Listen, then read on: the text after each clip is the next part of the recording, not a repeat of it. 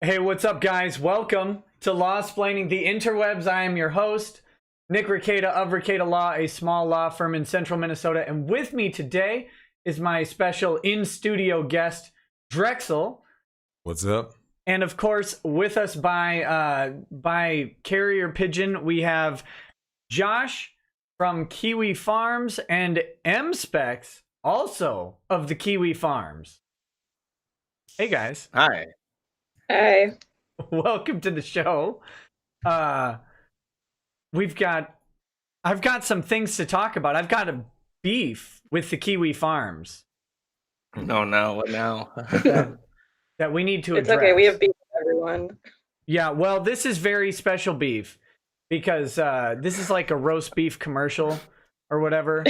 I'm thinking of when I went to Sapporo in Japan. There were advertisements for all, like, they have like specially cultivated cow there that has good marbling in the fat, and you just see advertisements for it everywhere with like perfectly marbled steak. So when you say special beef, I'm thinking of that. You're teleporting me to a foreign land, Nick. Yeah, well, we're not talking about feeders yet, Josh, but we're gonna get to you. I just want a nice steak. Come on now. Yeah, sure. Already damaging his reputation. Yeah, this is defamation per se. I'll have you know that Drexel here was not familiar with feeders. And Really? so I told him that tonight. I have a hard time really? believing that, to be honest. There was like no knowledge. Like, you know about feeders? Like, really? Yeah, really. Yeah, really. You watch like My 600-Pound Life, and the husband, if there is one, is almost always like a normal sized guy, and more You're often than right. not, they're black. I'm just saying, it's usually the black guys that want like the 600-pound. I know. You said on the stream the other day that like no black guys are doing feederism, and I was like, what? No, Right. that's wrong. No. The black community, man. Not Look, at all. I mean, I speak for the minority of the minority, which is like, That's a double secret minority. double like secret society minority. That there's like, here's the thing: in the black community, the vast majority of the black dudes are actually pretty small. Yeah. Relatively, like the women ate up everything, all the government cheese, everything. They ate up everything. So yeah, so I didn't know what a feeder was. I didn't know it had a term for it. I used to just be like, who are these guys that feed these land whales? I didn't know. So when you showed me My 600-Pound Life with tuba accompanying the fat, I was like, man, do these guys have a story? And now I'm anxious to know about the whole feeder thing. And, Well, I told. what do you what are they called? The piggies? Well, there's pay piggies. What are the food ones? Findom is different than feeders. Yeah, Findom is different than feeders, but I mean there are some of the fat streamers out there who do, like, there's that one chick, she was on the Dick Show, and she only eats when someone mails her food or whatever, or sends her food. Is she fat or thin? She's giant, but she has some condition where apparently, like, if she eats a normal diet, she will just gain huge amounts of weight, and her they all claim to have like a bloated lymph Thyroid system. problem. Well, she does. Yeah. The thyroid. She's actually, this is a terminal condition for her, apparently. What? Yeah, you gotta listen to that episode of the Dick Show. It was actually pretty interesting. I can't remember what her name is, but I mean, she's got some terminal condition, and she legitimately will die at some point from it. And so her quest is to be like height for poundage, the biggest eater the biggest feeder, whatever, the biggest fatso there is. I don't know how else to put it. I have a question for both of the other guests. Yeah. My question is this. So when it comes like the whole feeding, all this thing, that this My 600-Pound Life, the question that myself and a lot of other people ask is, where do they get the money? Because, to pay for all this food, like I ate 19 steaks. Where are they getting this money from? They're not eating steaks. They're eating McDonald's. Pizzas. Like, I see where they're either hiding pizzas. They just hit. But if they're not working, I went to Little Caesars today. There's like 3 pizzas for $15. but you said you said the work to make money. No, wrong. You have to work. Well, right. So there's these people out here's here what who you gotta realize about that. Like, okay, you have your hobbies, right? You go out, you do things, you go bowling or whatever, and you pay money for these things that occupy your time. Well, to get that big, you have to eat pretty much all the time. You can't have breaks. You correct. gotta keep, like, if you are 600 pounds and you eat a 2,000 calorie diet, you're like, your heart has to pump all that blood through all your blubber, and that will stress your heart out, and it will overwork itself, and your calorie output just from pumping your heart is going to be way higher than it should be. So to maintain that weight, you have to eat like 6,000 calories. So imagine, like, you eat 3 squares a day to get 2,000. You have to eat like 3 times that. So the answer to that, how do they get the money for it? They have the same money as other people, but they don't have any hobbies because their hobby is eating. Yeah. So they just What spend all you that time also eating. have to realize is that a lot of these people are getting assistance. Well, don't worry. I know that. I know that. But what I was telling Drexel last night, though, was that we can explain all of this because we have the feeder Overlord on the stream tonight, and you would be able to give him a firsthand experience of.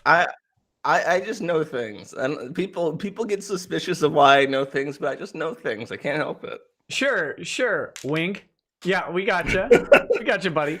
No, okay. So here's why I've got you guys on the show. Actually, I do have a policy that I implemented where I read $20 super chats right away, and there's one.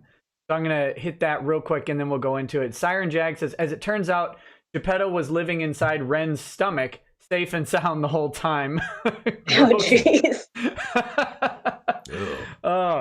Okay. So I asked you guys to come on because of some very, very troubling things going on at the Kiwi farms. And my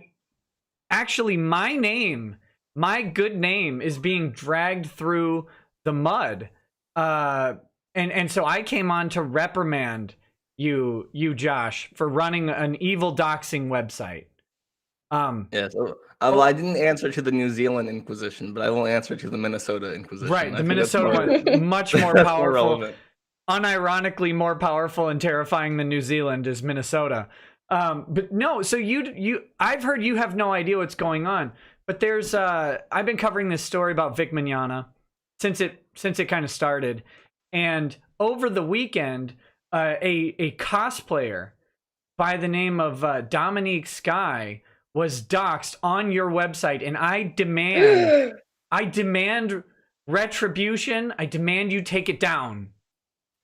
He wants me fired. Yeah, you gotta fire M as well. Yeah, M is like the overseer of like the girly things on the site. She got her start moderating. Poor Well, she got her start moderating the beauty parlor, which was an idea I had. See, I'm conniving, right? So I said, okay, look, we want to grow. Why do we want to grow? I don't make any money off the site. It costs me more money to have more people on the site, but we want to grow just because that's just how it is. So it's like, okay, we have all these different forums and websites all over. You got Pretty Ugly Little Liar, you got Little Cow Farm, and then you have what's the other one? The third one. I have no idea. M should for know. Other than local farm and poll, There's a third one. Is there?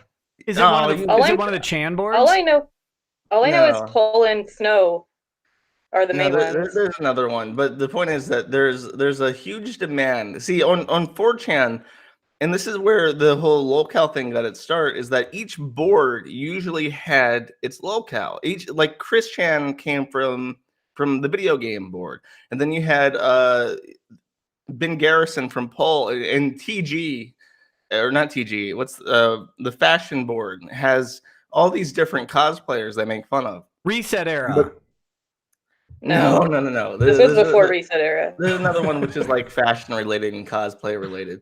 But they had all these people, and the mods on fashion were like, okay, you can't make fun of these cosplayers anymore. You got to keep e-drama out. So where do you go then? So they made their own, they made locale.farm, and they made Pull, and they made a bunch of other ones, right? And they're kind of disenfranchised. So it's like, I'll make a girl board and make it a kind of a nebulous concept where you can talk about things other than drama, and kind of rope in all the people from all these different sites. And that was mostly successful. The websites that I was hoping to get traffic from did come over, and they like some of the features that the site has that they don't have on their sites, and they like the hands-off administration approach, because usually the admins on these sites are very they use that kind of influence to benefit themselves in some way. And I don't even know anything about this stuff, so I really have nothing to gain from having all these weirdos on my forum. But I like it. I just like it. It's just my thing. So Yeah, nothing to gain. Oh, I think you might be talking about You Talk Trash. yes, that's it. Okay. But so I was successful, and I got the good users from these boards, and like people were telling me, like, you've essentially ruined these websites because you've taken the best posters from there. And as people started to leave, the staff got really jealous and started getting possessive, and of course that just alienates people more because they don't want to stick around for that shit, right? And Poll, a Pretty Ugly Little Liar, I've been told, is now the remnants of what it used to be before my concerted efforts to take people away from these sites. And that's why, from what I've seen, because I have seen little tidbits of how they're reacting to things, and it's just like you're not acting like a website in this sphere should be. You're acting like, like Reset Era, even though they're completely divorced from Genesis's. Yeah, well, I mean, thank you for Sorry. Oh, no, go ahead. Well, I was about to say, that's what's funny is that a lot of people, because of this Weeb Wars thing, have been talking about, oh, it's going to be Kiwi Farms versus Poll. And I was like, that already happened.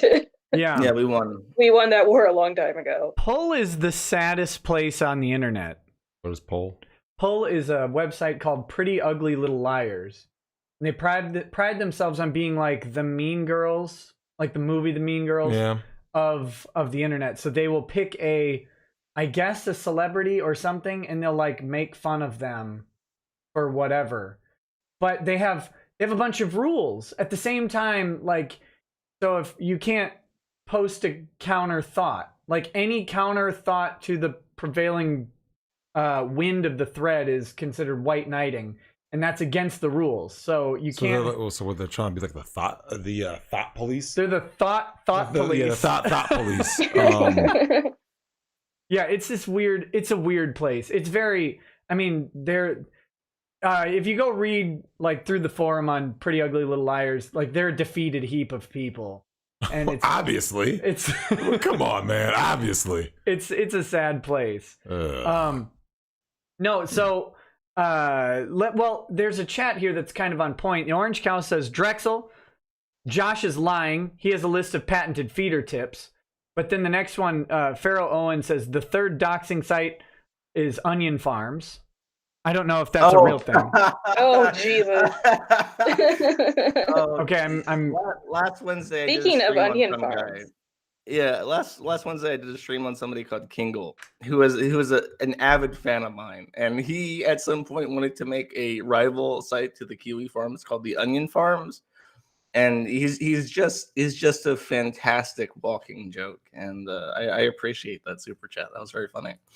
Null not Null. Nick has been contacted by Kingle, actually. Oh, you have I? Right. Yeah, I asked you a super chat question about it once, asking what Kingle wanted to talk to you about, and you wouldn't answer. Oh yeah. That's right. That guy did contact me. I don't think you can legally say what he was. No, that was one where I definitely cannot disclose the contents of that email. So, unfortunately, because it'd probably be funny. The whole I can't tell you what it's about. You can kind of infer from that what he was asking. He wants to sue someone, doesn't he? Someone. I couldn't tell you. I'm wondering who. I wonder who. I couldn't tell you at all. You will have to draw your own conclusions. Okay, so Stand With Vic says, would you ever be the Orca's pay pig for an entire month in return for unlimited tax-free purchases for life, plus having memory erased? No. The Orca is Renfamous. Null has talked to her before. What was that? Oh, Null has talked to her before. Yeah, I've briefly had an exchange with her, and it was because I had no fucking clue who she was, and like she was mad at me for some reason. I'm just like, lady, I don't even know you. Was she She was mad actually mad because her Nick. information ended up on your doxing forum? Probably. It was so long ago. I think Ems knows. She keeps. Oh, Ems, do you know what she was mad about? I know why she was mad at you. Well, she was mad at Nick because he had you on, and so she did her thing. Well, Nick Rekieta has on Null of notorious doxing website Kiwi Farms, and you responded to that, and she didn't realize who you were, that you were Null. Oh yeah, And that was great. That was on Twitter. Yeah. Oh, I have something. So the thrust of this and why I have you guys on is because I have been implicated. And I'm hoping that we can kind of clear the air here, that I am very much disapprove of this. So Vic Mignogna has hired a law firm, Beard Harris, Bullock and Hughes, out of Tyler, Texas. Ty Beard has been on my show a couple times. We love you, Ty. He has expressed gratitude to the farms on several occasions for archiving information and making things very accessible. However, go ahead. Oh, sorry. No, I was just gonna say, I wonder how many like professional services have leveraged their work off of the site. Now that I think about it, it's probably been a lot. Probably a lot more than you would think. Like government agencies and lawyers and stuff dealing with litigation have probably pulled archives of things off the site, like many sure. times. And even if they didn't, they probably residually received archives that were made by people on the farms. Yeah. Like whether they got it from the farms or it was passed around somewhere else. But it's a crazy thought. But we have been slandered and defamed by various people on Twitter who have said that I am colluding with Ty Beard and forcing the Kiwi Farms to dox, harass, and intimidate people. And which I take umbrage of, because if this was a coordinated effort, my checks got lost in the mail. Well, yeah, no shit.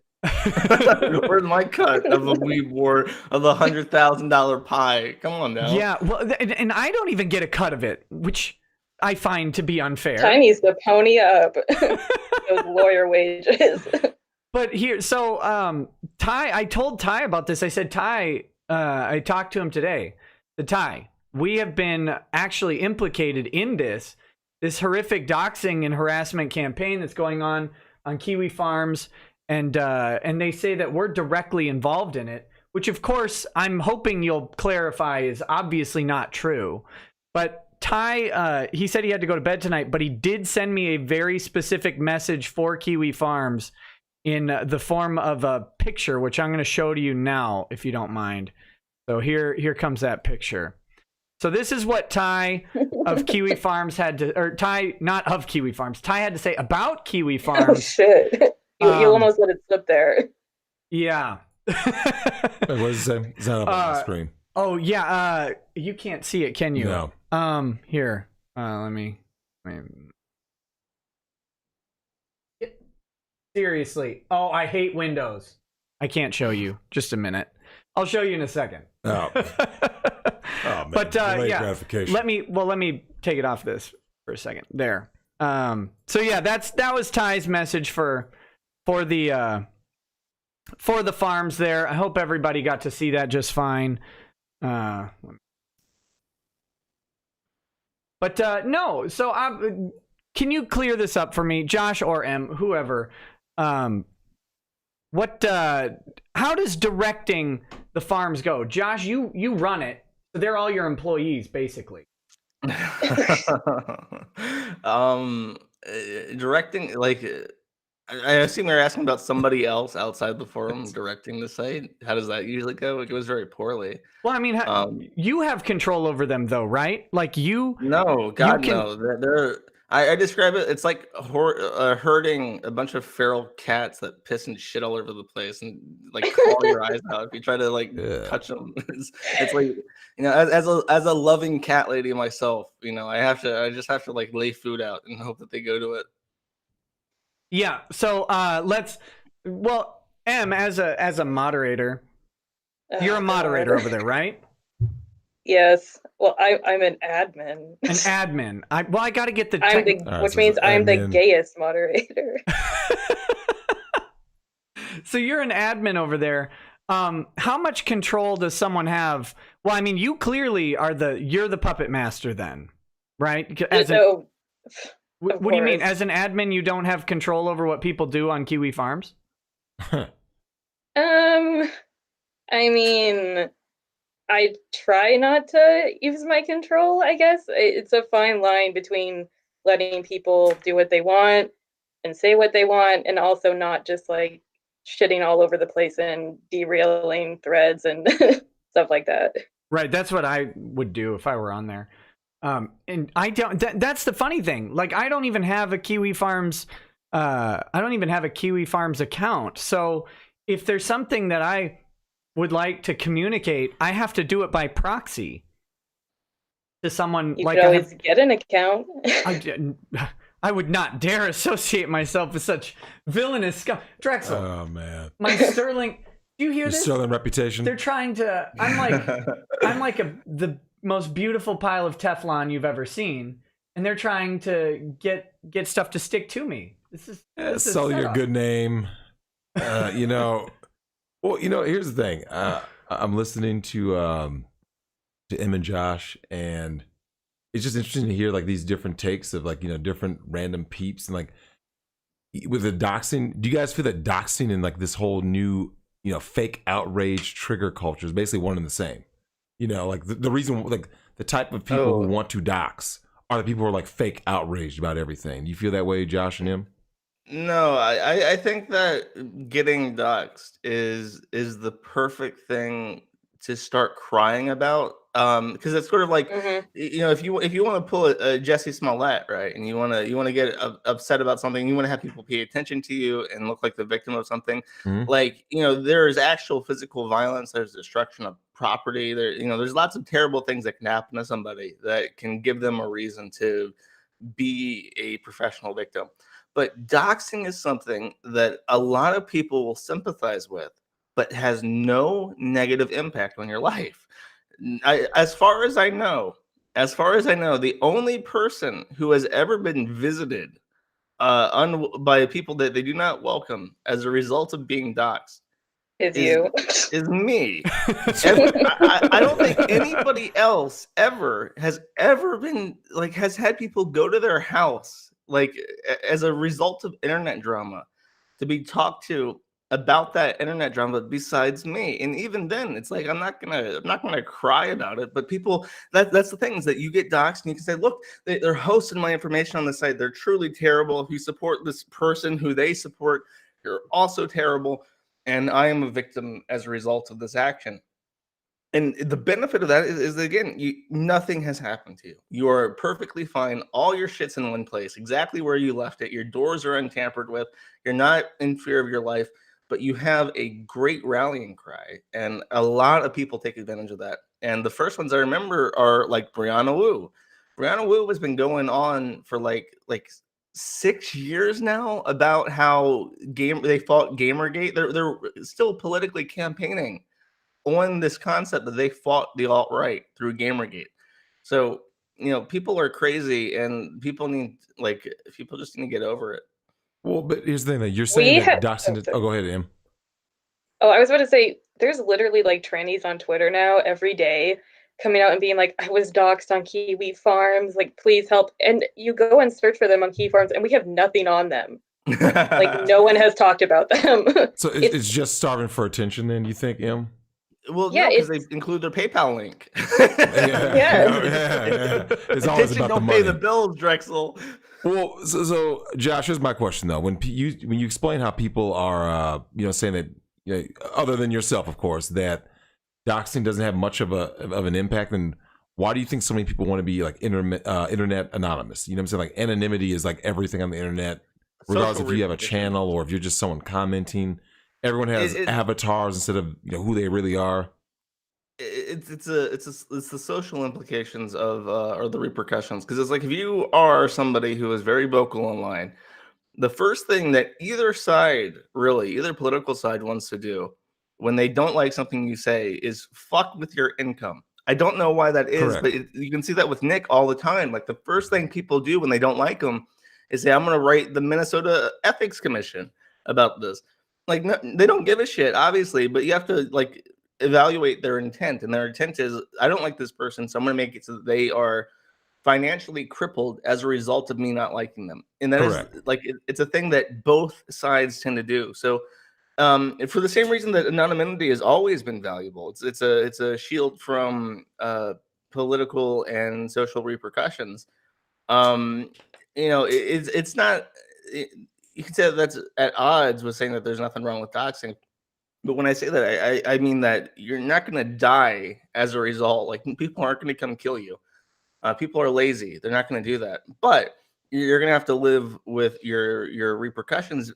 But even if you are somebody who is an advocate of anonymity, and I consider myself such, the first thing I tell people is don't do anything anonymous, quote unquote, that you wouldn't want actually tied to your identity, because there's always a chance that it can happen. Whether or not doxing is legal, if a government's after you, they're still going to hold you to the fire for things that you've done while anonymous if they uncover that. Correct. Yeah. And that's really, really good advice is, you can enjoy anonymity and people should. And actually, maybe that's the object lesson of doxing is that it's amazing. I'm hoping we can use at least a little bit of Dominique Sky as a case study on this doxing and talk about, what people should be doing if they want to engage in this activity and remain anonymous. Now, Dominique Sky clearly does not want to remain anonymous. Right. So there's a difference here. Like this isn't a person who's, has a pseudonym. Yeah. XX game raper 22XX. Yeah. Who's out there. Sky is a pseudonym. That's not her real last name. Well, right. But like she's she's out in public. She clearly wants to drive attention to at least the Dominique Sky handle. I mean, it'd be like me coming up with a pseudonym, but then going online every day and talking like I do, just without Ricada Law. But right. But if I picked some other pseudonym and came out and talked every day, like I'd be trying to get attention to me. And if I'm, her and posting pictures of me and my kid in cosplay, I mean, she wants that attention at some level. And so, I mean, the doxing of it's a different level, right? Than going and exposing someone who's completely anonymous, in my opinion. And that's my usually, I mean, we do that too. Well, yeah, I get it. But it's usually information that's public. It's just like your voting records and shit in the phone book and information that corporations sell. Like people wonder what Spokio is. Have you ever looked up Spokio and found yourself and got really intimidated by that? The way that Spokio works is that they buy creditor information from the three big companies, and then they amalgamate that together into a sort of online phone book. Right. So the primary tool is some people get really clever, but really the most common tools are just government records that are all public and creditor information, which is all public. You can probably find your social security number online now because of the recent hack in the credit bureaus. And now to the people in chat were like, if you get swatted, you can die. Swatted isn't the same as doxing, though. No, that is an actual crime, and it's a crime for a reason. But the thing is, you don't need to dox somebody to swat them. You can give a pseudonym. You can give a real name. Like when Mundane Matt sent the federal police over to Keemstar's house, he just said it was Keemstar. He didn't know where exactly Keemstar lived, but the government knows where Keemstar lives, and then they pay him a visit. So if you're really upset about swatting, and you're upset about the fact that people will come over to your house on an anonymous phone call and shoot your dog and potentially kill you if they see something in your hand, you should be really more upset at the fact that we have a militarized police that can drop fucking army troopers into your house in under 30 minutes, no matter where you live, off bullshit information. I think you're taking your anger out on the wrong people. Yeah, well, and like if you hate dogs and you're want them flashbanged, you can do that too, right? Ian Miles Chong. That's not a joke. I think that actually happened. But yeah, there's a point to be made there, and that's actually something that kind of bothered me about the recent case with the swatting. You know, the guy who did the swatting where the guy did get killed, and the guy got 20 years. And Drexel and I were talking about this last night. Like, the cops have some level of culpability in this.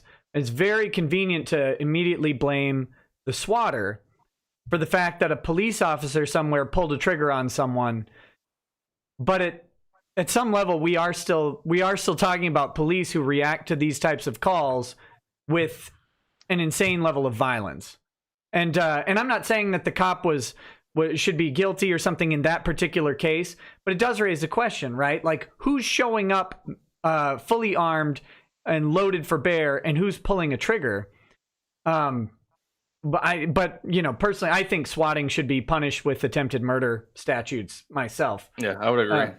But yeah, it's a weird sort of ethical conundrum here, because you want cops to respond to credible information, but at the same time, like, so many of these things are turning out to be hoaxes, and people are in real danger from it. They need to modify it. When the heat started getting up around me, I actually went to my police station and said, look, I live here and I do internet stuff and people don't like me. So if you get a call saying that I'm making a bomb or something, you know, you have to do your job. You have to come over, but please don't shoot my dog.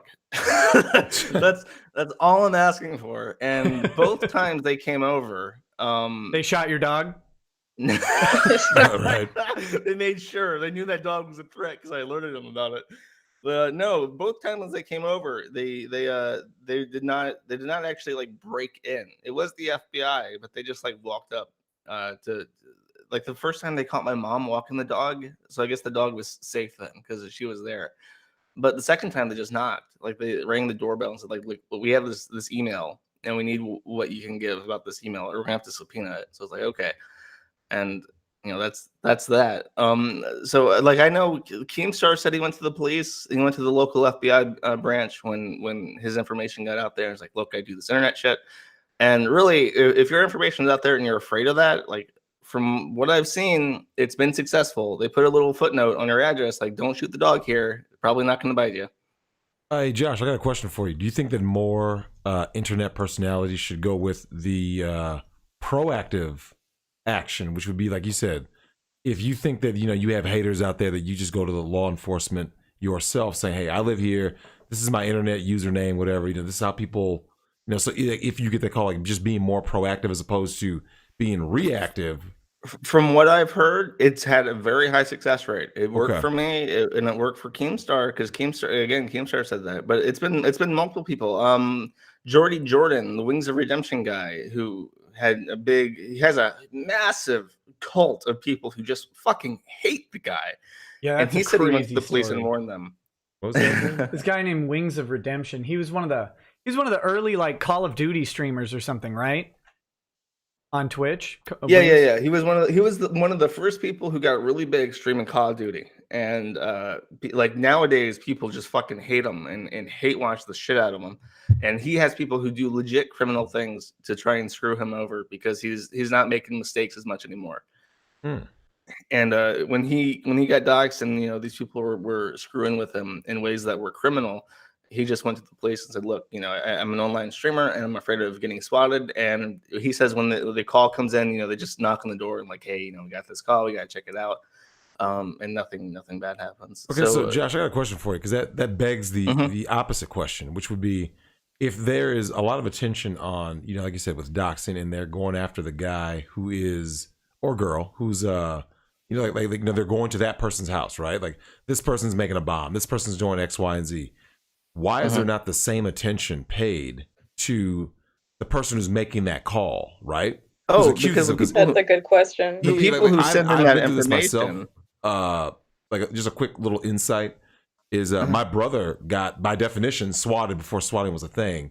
Back in 2006, 4th of July weekend, his crazy ex-girlfriend called the cops saying that he was going to kill her, kill himself, and he was, you know, a danger to everybody, and, you know, you're a black Army veteran, so that's all in the suburbs, and that's all they need to know. And they actually sent SWAT in an L perimeter in my neighborhood. And this is like a town.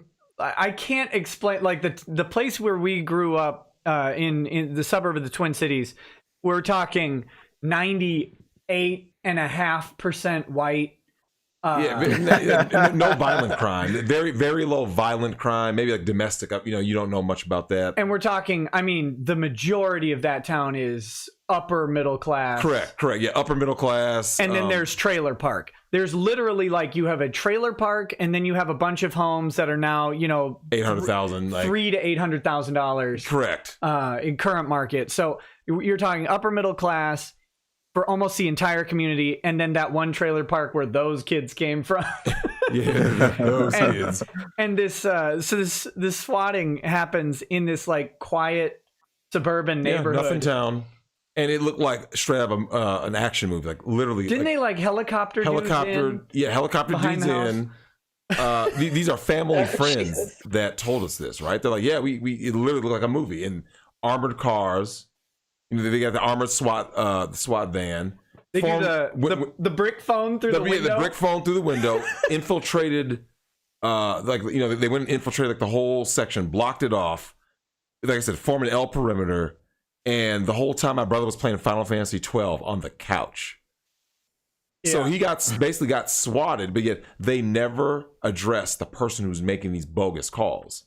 See what I'm saying? It seems like we never go after the person who's accusing. Like I think, I'm not even one of those Bible guys, but like I think that's his original name in the Bible. Like Lucifer is considered like the accuser, right? Yeah. He's called the accuser because usually whoever's accusing is... Well, before we get crazy out here, there are several devil figures in the Bible, and they get mixed up in English quite a bit. But Lucifer is one of the angels, and his job is to be the accuser.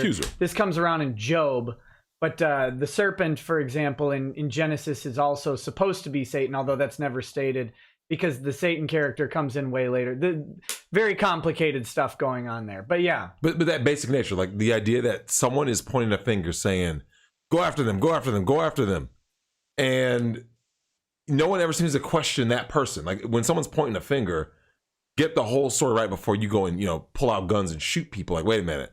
Who's making this call? Like, is this a credible source? Because if a private citizen were to make calls and dox a public official right now, right? A senator, a governor, they're not going to take that call seriously, right? They're going to go after the private citizen, right? Yeah, you probably. You see what I'm saying? Like no one's going to believe that your senator is going to kill up a bunch of people, but yeah, like then they will go after me or whoever the caller would be, right? Yeah, the thing is that they do, and there have been a lot of convictions for swatting by stupid kids. There was a big story where 2 people got into a fight on Call of Duty, and one doxed and swatted the other guy, and then they just said, "Who would do this to you?" And there's like probably XX gay killer XX69 on Call of Duty, and it was like, okay, well, we'll check it out. And then I guess they could corroborate that, and he got put in jail for like attempted murder. He got a really he got like a ridiculous fucking charge leveled against him. For what he did, and it's just that I don't think you hear about it, number one. But number two, the information that they will work with is often anonymous, like completely anonymous. They don't require you to validate or back up or associate an identity with the information in any way, shape, or form before they act on it. And you got to think, it's like if you call in like a shooting at like a mosque, you say, like, look, the nearby mosque, I'm hearing gunshots. I'm hearing gunshots and screaming. Like they're not gonna. It doesn't matter if it's anonymous or not. You think they're gonna wait half an hour, like they did in New Zealand, before sending people in so they can corroborate that information? Oh, that was low. Gonna send one guy over to check and see if they actually hear any noises before they send them the SWAT team. Like, no, they're gonna. By the time that information's read, within minutes, there's gonna be fucking helicopters. There's gonna be armored vans. Like, there's gonna be at the FBI office. I imagine they have those little firefighter poles where they hear the bell and they run down and put on like their armored belts and shit and get into the van. Like they're not. No, you just can't. It's a very difficult question to ask. Like, how do you mitigate fraud? Because on one hand, you have to be as fast as humanly possible, but on the other hand, you have to exercise restraint, and that's a difficult fucking stack to balance. You know what I think needs to happen, Nick, and you and I have talked about this, where one of the I'm sure Em and Josh can also agree, is that one of the ways to have a civilized society is deterrence. So how do you deter people from these bogus calls? I truly believe that to have it both ways. Someone makes a call, and yes, you have a militarized force to check on the situation, not with their finger on the trigger, obviously, but to check, right? If they find out it was bogus, then whoever makes that call should be incurring all the charges, right? To send out SWAT, because that's not cheap. They should get restitution. They should get restitution because now let me ask you something, Josh. Imagine if you're somebody who gets mad at someone on Call of Duty, and you SWAT them. SWAT shows up and they find out this person is just, I don't know, playing a game, or just even if it's the wrong person or just whatever, right? They're not a threat. You should get a bill. And then what kind of bill do you think SWAT would give you? It's huge. You see what I'm saying? I had a buddy who had a case where a kid was jumping off a bridge where it said no diving from the bridge, over like a stream or a lake or something. And he was jumping in, and he had made some post on Twitter or whatever, like, I'm gonna end it all, smiley, smiley, smiley. Oh god. And he posts that, and somebody saw it and reported it as like a suicide's about to happen. So they send in, this is a small town, so they send in everything, yeah. And they've got helicopters and ambulances and stuff. This kid had to pay. He was found guilty of hoaxing a suicide. Yep. And then he had to pay restitution, and it was like $60,000. But as I'm saying, that would deter, the average person, whoever's doing these calls, they probably don't have $60,000 to spare, right? So could you imagine if that became the new norm, where someone says, "Oh, no, don't worry, you make that call, we will converge on that location for that person. However, we find out it's not what you say it is. You're eating the cost and then some, and you're facing criminal charges." All of a sudden, people say, "Wait. Maybe just because I lost in Call of Duty or Fortnite, I should make that call." You see, that would be the deterrent. Well, the issue is still that the sender is usually anonymous. It's it doesn't matter. You can make the penalty the death penalty. If they go over there and there's nothing there, they're just going to reroute the SWAT team to your house to kill you. But here's the thing, though. If someone makes the call in, you look at. I know people who work in the government sector, right? And if they want to find you, if you're making a call, they can trace you.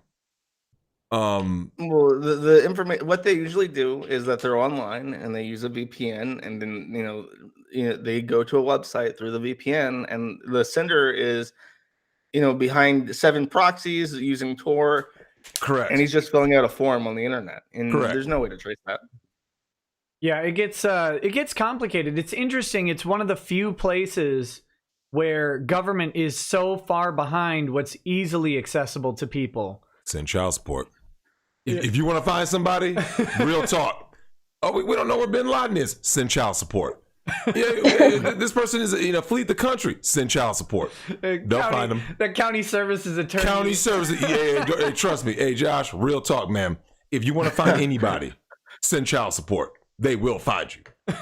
You're another country, another alias. Don't worry, they got you. Hold on, I got a couple chats to get to. I got to finish this one by Stand with Vic. Said, how do guys get into Findom, and do they ever have regular lives? Asking for a friend. Do you guys have any idea? I have no idea how someone gets into Findom. That sounds like the worst life I can imagine. Yeah, that does sound pretty awful. But I don't know. It's weird to me that there are sexual fetishes that become lifestyles. And my thought is always that if you're the kind of person who has to replace hobbies and fun-faring activity with your extended sexual fetish universe, you're probably very boring. You know what I mean? You don't have anything else going on, so you just got to replace all that shit with creepy sex stuff. Now, I watched a documentary thing on the Findom thing, and those guys were swearing up and down that it wasn't sexual. That's even worse. Wait, documentary. That's legit worse. I don't remember what it was. It might have been a YouTube thing too. Like we're using a very loose definition of documentary. We're using a cosplay research definition purposes. of documentary here. No, this guy's like, no, it's not. He was very open. I don't get sex as a reward. So why is he doing it? Well, I mean, he was swearing up and down that he wasn't busting out the nitrite gloves and some Lubriderm or whatever. But I mean, we can imagine. Yeah. You don't want to be out there jerking like that, man. Yeah, that's sad. So, okay, but did he give an answer though? He said it wasn't sexual at all. But what was his? Because remember, men are the logical creatures, right? He just apparently liked being. He liked being under her control or whatever, and spending his money at her at her whim, right? Like it just like she on a whim. She just like spend money on this. She literally would call him at like 4 a.m. and be like, "Baby, I need some wings," and he would go get them and bring them to her house. There is nothing more sexual than chicken wings, right? Hold on, Olive Garden. Oh yeah, you got that. Russell Greer, Olive Garden. Olive Garden, man. That's how you prime that. Okay, can I just? you interrupted a massive firefight about what fast food is the most sexual, but yes, go ahead. Sliders. What's up, no, you go ahead because you're the expert on that. It would be the cheesy biscuits from Red Lobster. Oh, those are aphrodisiacs. I'll say that 100%. You could go with that. I think chicken and waffles, like Sliders, is the worst name ever for a food. Like, hey mate, you want to go get in the mood? Yeah, what you got, Daddy? We got that White Castle. We got them sliders. We about to slide. Daddy's about to slide in with these sliders. All of a sudden, it ain't sexy no more. With all that onion patty. It's like the thickness of a fingernail. You know what I'm saying? That's grimy. Em, what were you going to say? Sorry. I'm sorry. I am just getting harassed on Discord in Kiwi Farms. My girl, Casual Seppuku, go to bed, bitch. Okay, that's all I wanted to say. There you go. Okay, there's a couple chats to get through. Blaine20 says, M has a cute laugh, heart. Oh, that was nice. Thank you. Mithrin Emrys says, Ron believes someone is guiding it because that is how she operates. No wrong think is allowed. Oh, Ren, not Ron. Wow, poor Ron. R.I.P. that guy. No wrong think is allowed, so she cannot conceive of people gathering information on their own initiative. It defies logic to her because she is a shill. Ian Conant says, Mr./Mrs. Ron Toye was written on a legal document. We all need to remember that, I think. Cree Rose says, Andy Worski, Ethan Ralph, Joy Sparkles BS, Tonka Saw, Vamp Candy, to name a few, had police sent to their home because of Kiwi docs. Oh. But I still love you, Josh. Wink, wink. Did you need to respond to that, Josh? Wait, who? A lot of people, apparently. Andy Worski, Ethan Ralph, Joy Sparkle BS. Oh, no. Don't wrap us into that IBS shit. That was going on way before a lot of those people even had active threads. Well, and I think that's a whole other cancer. Yeah, well, I think what the argument is, and I'm not 100% sold on this argument though, is that if the docs is out there, then someone can use it for nefarious purposes. But I mean, I think you guys have been of the opinion in stating some relevant examples that you don't need a dox to SWAT someone or to get police to their house. You don't. No, and the thing is like if the threat is that somebody's gonna kill you because they know where you live, like that's so random. Like there's people living next door to you. Like if you want to kill somebody, you don't have to like go out of state for that shit. There's many local targets that you can go for. I don't buy the whole serial killer thing. I don't buy the whole stuff. I don't know, well, I'm just I don't buy the whole if somebody is like hates you so much, they're so obsessed with you, they're stalking you, like they want to do you harm. Yeah, I tended to believe that somebody that crazy is gonna find a way to get your information. Yeah, that somebody who wants to kill you can't find out where you are. If a bunch of fucking retards on some shitty website can find out where you live, guess what? Hey. Your stalker with malicious intent can find out where you live. I promise you, it's not that hard. It's like 4 or 5 different things that people use to dox. It's the easiest goddamn thing in the world. It's not special. DM me where I can mail the tombstone because you just got annihilated. I know. Fuck you, Null. Hey, no, I'm speaking inclusively. It's not, Okay. I'm not throwing shade. I am the shade. Jose M says people can use Skype or burner online phone number as a means of doing a SWAT call. That's true. You were talking about that behind all the proxies. Yeah. Ian Conant says Minnesota represent. Hey, what's up, buddy? Nice. Okay, so would you be willing within whatever bounds you think is necessary to talk about? Because you on the I joked last night, but I think it's a running joke on the farms, at least in the Vic Mignogna thread, that you are the taker of skulls, right? Because you have, or the. Yes, I love Damien. He started a meme about it. Yeah, and first I was the collector of the skulls, meme. and then I became the Doxamon master. Yeah, the Doxamon master. Gotta dox them all. That's a thing. It's a hashtag. No, I mean it was. No, it's a meme now on Kiwi Farms. Oh, okay, yeah. But so it's got a Pokedex and then the face of everybody who's been doxed, right? That's okay. Yeah. That's what's going on now. And again, I think this is an important distinction. These are not people who are anonymous being exposed. These are people who are public in some capacity and have specifically inserted themselves into a very public argument, right? Like this would be, well, I mean, this kind of happened to me the other week, although the other side isn't very good at it.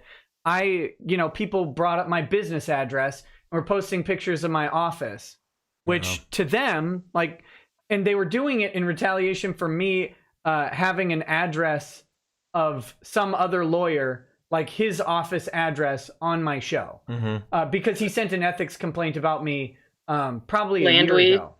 Yeah, Kevin Landui. It's got to get old, Yeah, but so he has a mailing address in New York. It's not even a real address. It's one of those Regis offices. Okay. Because their main office is in Michigan, but they do business in New York. So they have a rent-a office that you can send mail to. And from what I remember is that the address he has is very fancy, and there's no way he actually has an office there. So it's just like 45 Rockefeller Plaza. There's. It's like there is an office there, but it's like one Chinese lady with like 10,000 different addresses registered there in PO boxes. It's honestly a mailroom, and tons of places will have an address there, and they sort it all out, and you can go. Because if you're not, renting an office in Manhattan, it's going to cost you a fortune, right?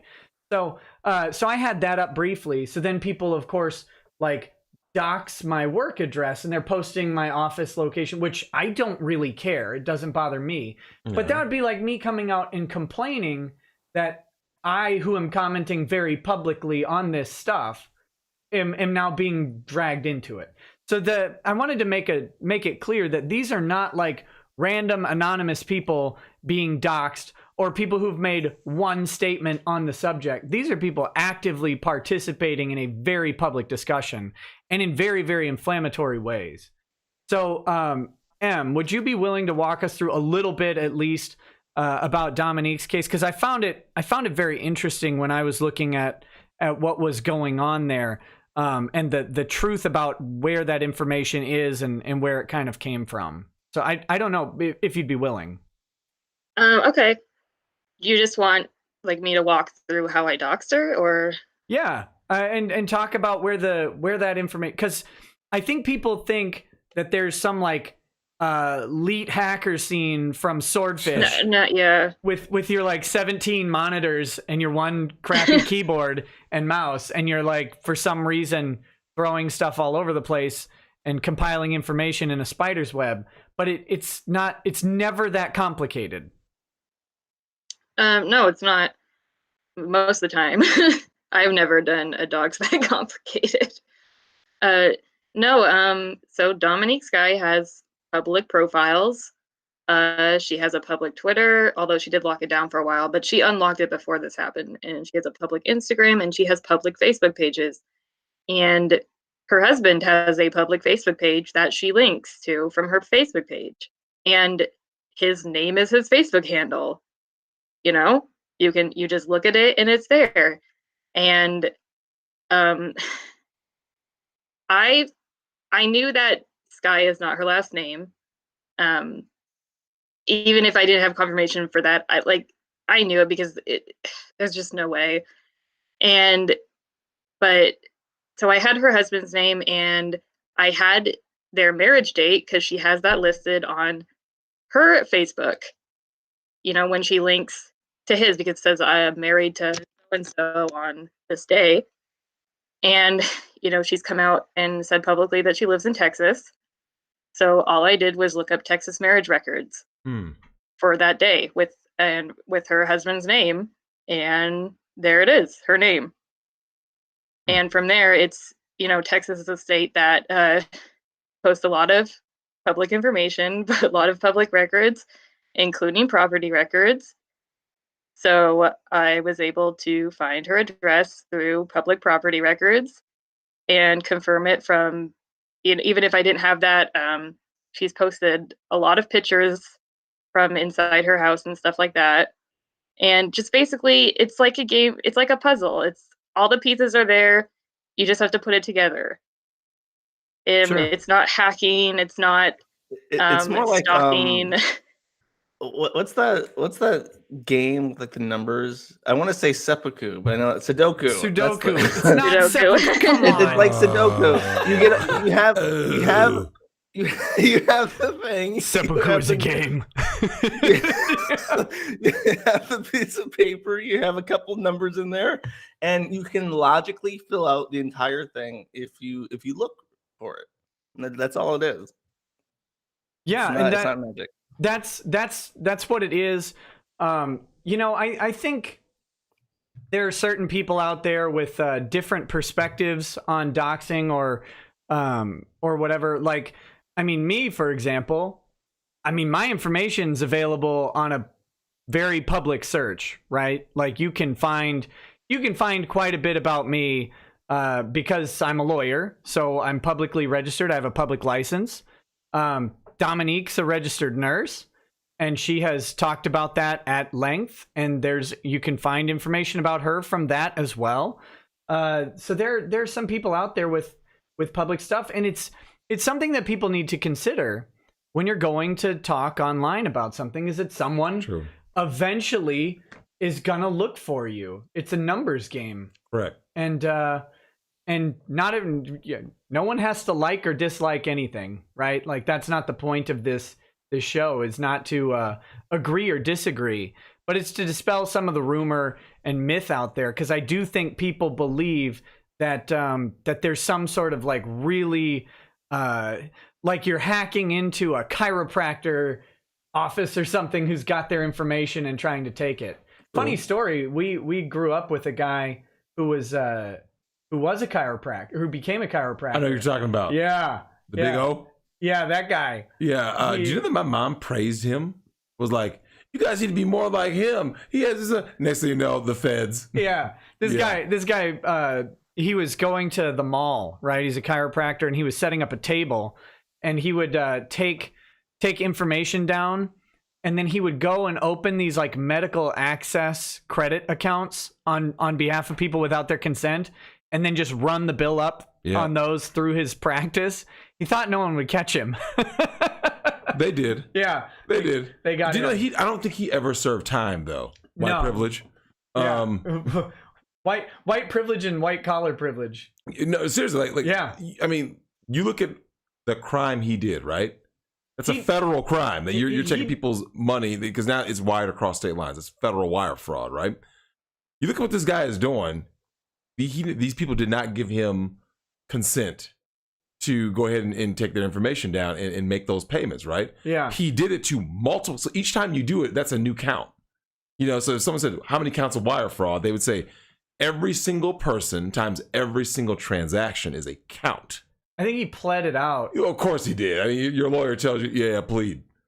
and yet I don't think he really served any jail time. He got like stiff probation. He did some during the trial. You know, his preliminary stuff. Yeah, okay. Because I remember there was a time where he was just gone. but I think he like resurfaced, right? Yeah, I think he's out now. Or he's like. I think his wife was in on it. Maybe. Oh no, she wasn't in on it. Definitely not. It was she was cleared.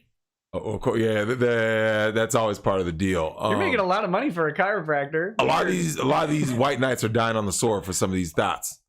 But yeah, anyway, but that's a different story. But it's not like, my point was it's not like people are some guy on Facebook or on Twitter was talking about how this is a violation of HIPAA and GDPR and stuff like that. And it's like, no. This information was not given to a privileged source and then leaked, right? Like that's a HIPAA violation, is when you give your information to a medical provider and the medical provider comes out and like sells that info or distributes it to someone without your consent. That's a HIPAA violation. GDPR is a Eurozone thing where a website collects data on its users and then they distribute that data without the user's consent to advertisers or whoever. And there's a privilege in that exchange of information, and they're violating the privilege. That's the regulation. This isn't that. It isn't that by any means. It's merely like you can only really dox someone. Well, I shouldn't say you can. Most of the time, people are only really doxed through their own public information just by putting those puzzle pieces together, as you said. And so it's important for people to understand that if you're going to be talking online, if you're going to have some sort of social media presence, you need to lock it down. Otherwise, someone will eventually, by the numbers, put the puzzle pieces together. Even if you do lock it down, people are going to find out eventually. Because if you are developing an online personality, like that personality is adding more numbers to that piece of paper. It's unavoidable. Right.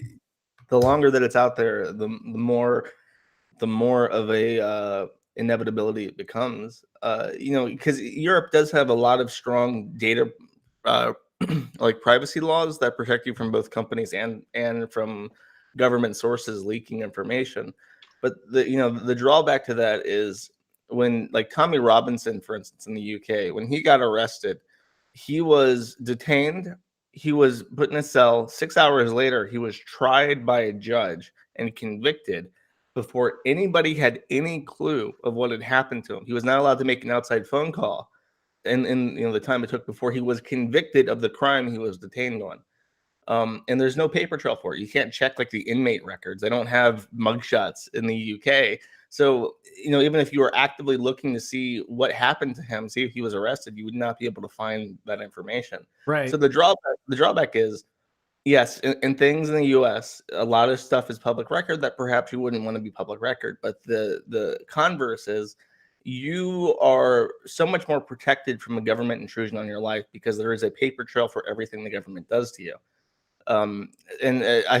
People in the EU typically really, really, really, really hate doxing, and they consider it like a intrusion on people in the US that the government assists them the way that they do. But they don't understand at how much they're relying on the government to take care of them when they do that. Right. And I know that's like an aside, but no, it's an important aside, because that's maybe this is a good time to transition. So we'll inject some hormones and move into this other subject. It's a good time to transition because I was contacted by this guy, this brony. You can say he's a brony. I did say that I wasn't going to use his name. Everybody knows who I'm talking about, okay?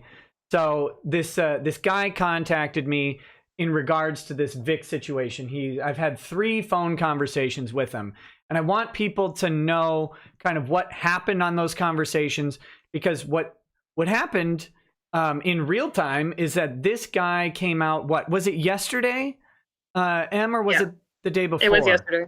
Okay, so yesterday this guy comes out with some very inflammatory tweets about Vic, and his story starts off that he witnessed two women, or I know he told me he only witnessed one of them, but he knows two women who were sexually assaulted by Vic Mignogna. That's the tweet. Two people I know were sexually assaulted by Vic Mignogna, and then he starts following up and replying to people and saying that police reports were filed, that he witnessed one of the assaults, Of course. and stuff like that. And then he starts getting some heat from the online community. People are tagging me.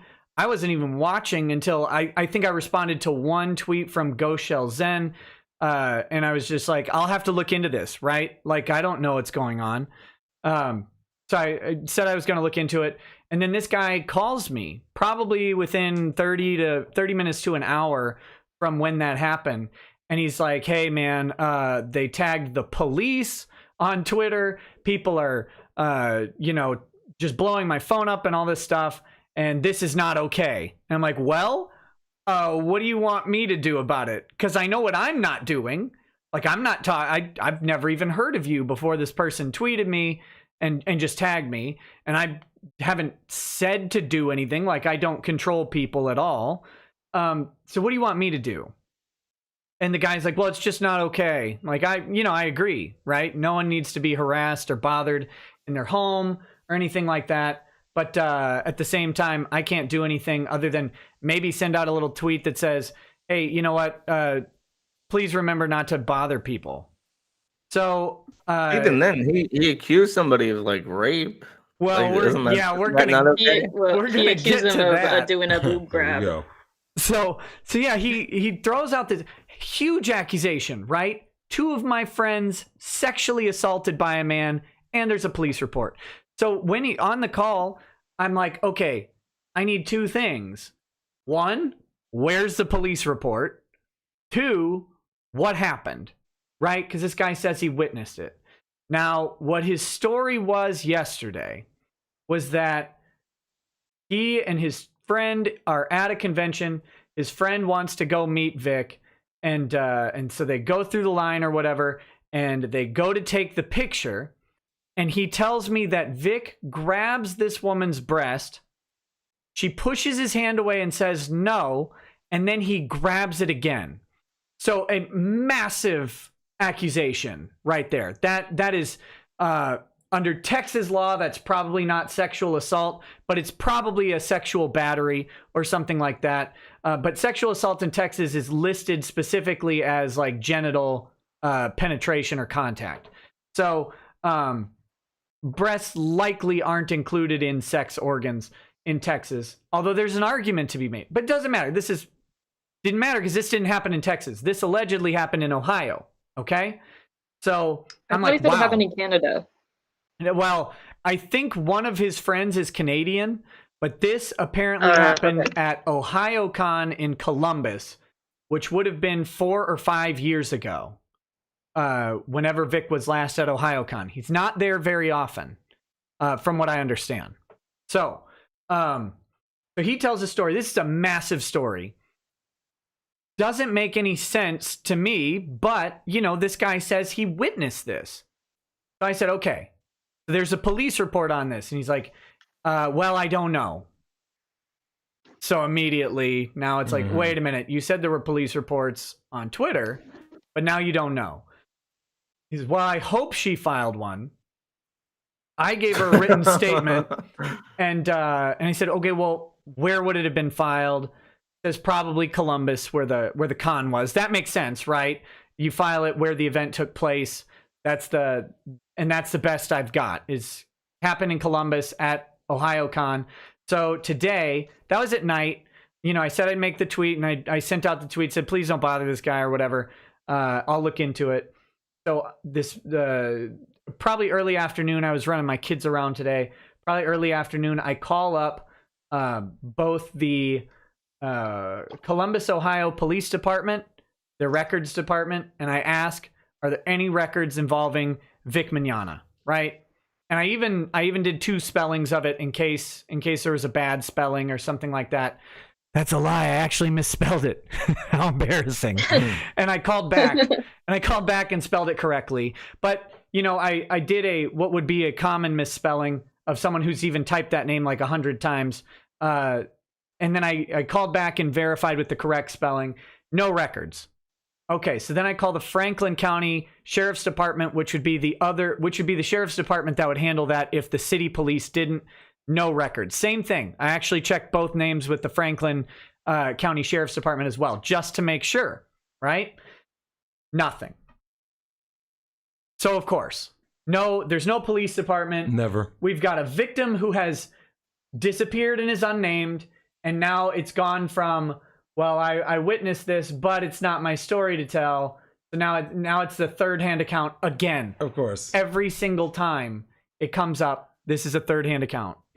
So then the guy calls me back today. Apparently people have called his work and all that stuff. And yeah, I don't believe that for a second. Yeah, all I can tell you is what the guy said, right? That people have called his work. I don't know. I don't, as always, my position is don't bother people. Like, and actually that's the Kiwi Farms position too, right? Like, it is. If somebody, I mean, I don't buy it, but if somebody did call his work, that's really fucking retarded, and you shouldn't do that. Yeah, you never it's harass pointless. the lol cow. You just watch. You Exactly. watch. Generally, I mean, even then, it's like I can't feel too bad for him. Well, like how hard is it to not go out of your way to accuse people of rape? Now we're gonna get to that too, because at first, I'm like, well, people shouldn't bother you, right? Like that's kind of lame. Well, then I start talking to this guy, and he's like, well, did you find a police report? I'm like, what do you think? Like, what? Really? What do you think here? You think that she didn't file a police report? So I'm like, tell me the story again. Now let me tell you the second story. Wait. Same dude? Same dude, same incident, but here's the retelling of that story. And go. Because, well, you don't tell me what to do. Oh, here we go. Because the story, remember, refresher is grabbed breast, told no, grabbed breast again. Yep. Now, here's the retelling of that story. Arm goes around the waist. Hand moves up, maybe grazes a breast. Pushes hand down, hand goes back up, grazes a breast again. At the time, no one thought anything of it. Completely innocent. Okay. Later, when all this blows up, think back on the incident and think, well, maybe that was weird.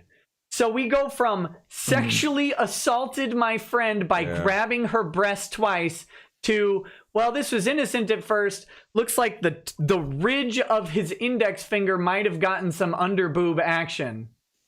And now and no one thought of it at the time, but only later. Yeah, so that's how that story gets told. You expand the definition to fit your narrative to get the result you want. I have a question for M, actually. Okay. So M, as a woman, how do you feel about when women come up with these bogus allegations about, whether they Me Too or Time's Up, whatever it is, right? My question is this. When it comes to these allegations, why is it that A, women aren't standing by men, falsely accused or not, because men have no rights in America or in the Western world, and B, my question has always been this: why is it that not women and men? Why isn't the first question ever, where's the police report? Every time someone accuses someone, because it's always on social media or something. So that's my question to you, Em. Obviously with the doxing thing. Do you guys ever, as women, just start coming at people before they even get two words out? Just go like this: where's the police report? Every time when they try to even tell their story, just go, where's the police report? And then he grabbed me, where's the police report? You see what I'm saying? Like, what is your take on that as a woman? Twitter is not real life. Go ahead. I think in real life, like myself and a lot of women, are kind of disturbed at the trend of, we're going to ruin someone's entire life over an accusation with nothing really to back it up.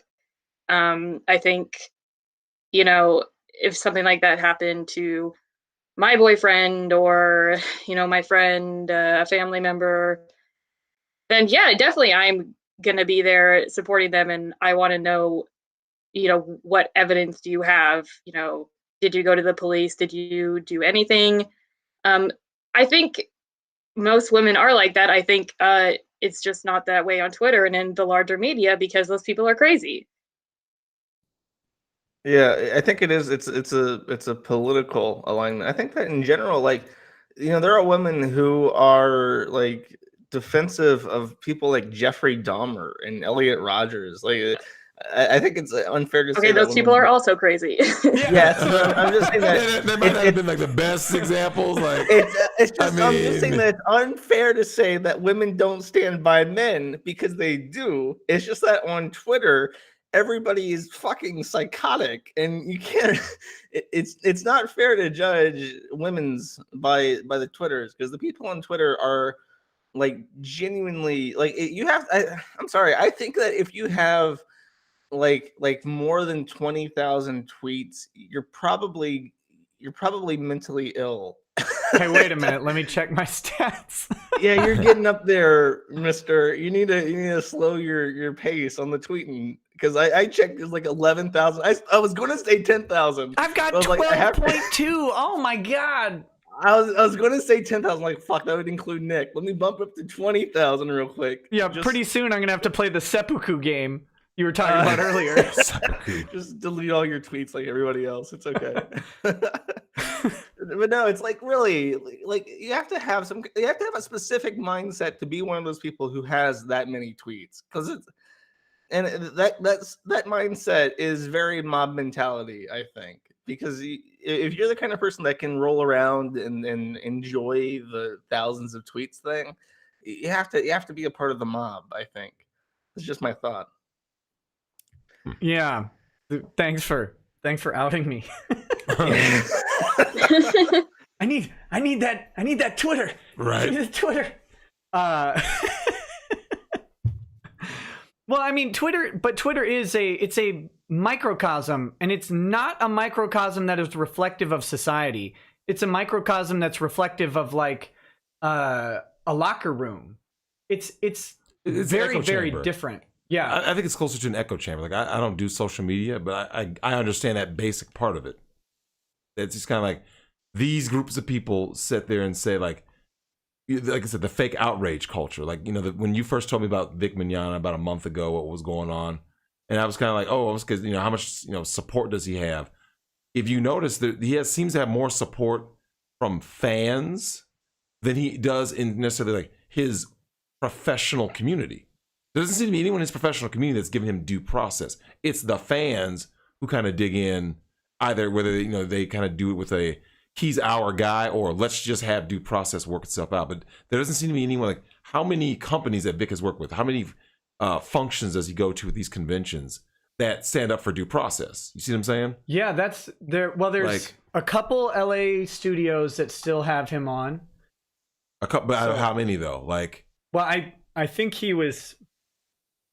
I'm not an expert on this side of the lore, because I really only care about the studios that have fired him. Yep. But I think there's one that he does consistent work for, and one that he does intermittent work for, and he lost the two consistent work ones in Texas. Mm-hmm. So right now he's firing at 1.5 out of 3.5, if that makes sense.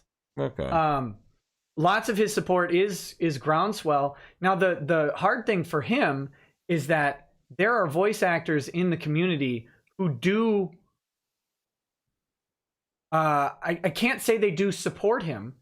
They're on his side, but they can't They can't publicly support him, because then it's like, oh, you're with the the rapist or the whatever, Because what some people really need to realize in this situation, and this I think is going to become very apparent over the next couple weeks to a couple months, is that this is not an isolated group like of just a few people who all came magically at the same time to the conclusion of, oh, Vic has been doing this stuff, and now we all need to act, or now I need to act, all of them independently doing that. No, there's very much a culture, a clique group that has made a very concerted effort to get him removed from roles. And for example, Ty Beard, who's his lawyer, was on one of my streams, and he mentioned that that one of these people has gone after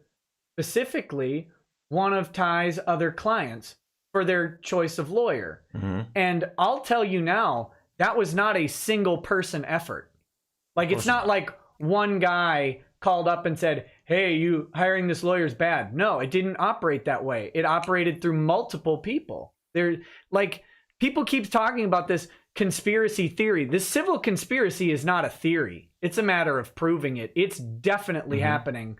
And so I know there are people, I've talked to other voice actors who are on his side under condition of anonymity. They can't stand up because they know that they're out. Correct. The moment they do. Now, you and I talked about this earlier. How many of these people do you think it's more of a matter of just jealousy and envy aimed toward Vic? Like, I'm sure Josh and Em kind of weigh in on that. And also you, Nick. Like, how many of these people are saying, this guy has X amount of success. Vic is, a handsome guy. He's successful in his field. He gets lots of attention at these conventions. Maybe these other people aren't getting the same level of attention. They aren't getting the hugs and kisses from all these fans. Do you believe that plays a big part in it? I do, but I'm more curious what an observer like M, who's been watching this from the outside, and M, correct me if I'm wrong, but like, you have no affiliation or even like, before this thing happened, did you even know about Vic or care at all? I mean, I knew who he was, but no, I didn't really care about him. I'm not like a Vic stan. Like when Dominique got doxxed, that's what everybody on Twitter was saying. Look what the Vic stans are out of control.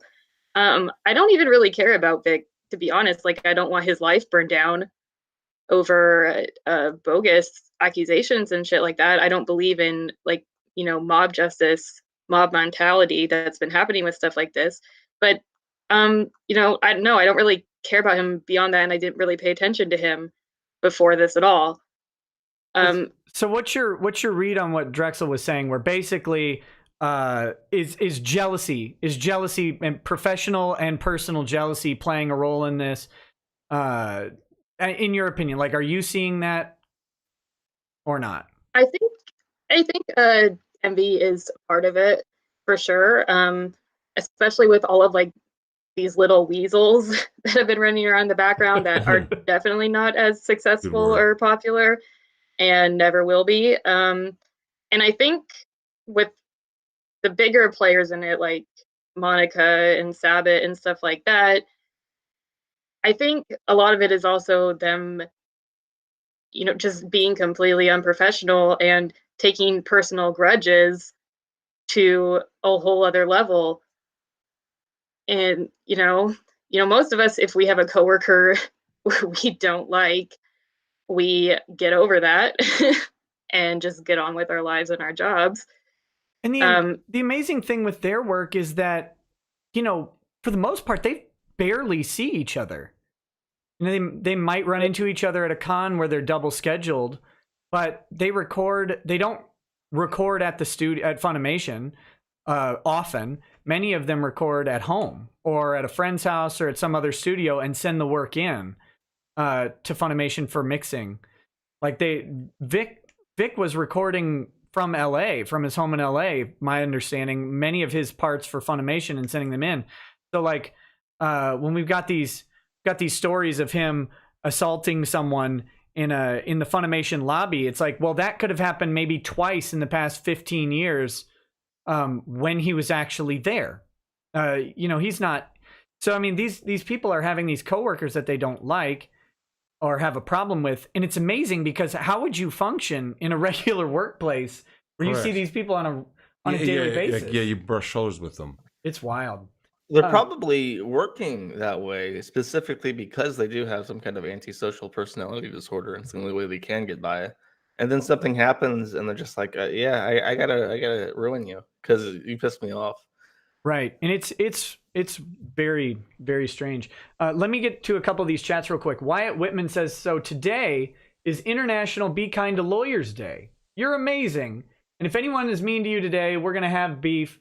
Also, I started saying blood for the blood god when I play for the blood totem in Risk of Rain 2. Awesome. Fantastic. Nice. Thank you. Thank you for that. And thank you for being kind to a lawyer. That sounded like a kid, but hopefully not. Yeah. Ian Conant says, grew up in Ohio. Ohio law does include breasts as private organs. Well, there you go. Yeah, I was saying I don't know if Texas does, but I'm pretty sure that in Ohio it would be a sexual assault case. Takaki Onsai says, what I am finding hilarious is that no one actually cared about what Kiwi Farms was doing until Dominique Sky was exposed. Then everyone on the Kick Vic side lost their collective minds. What makes that cost thought so special?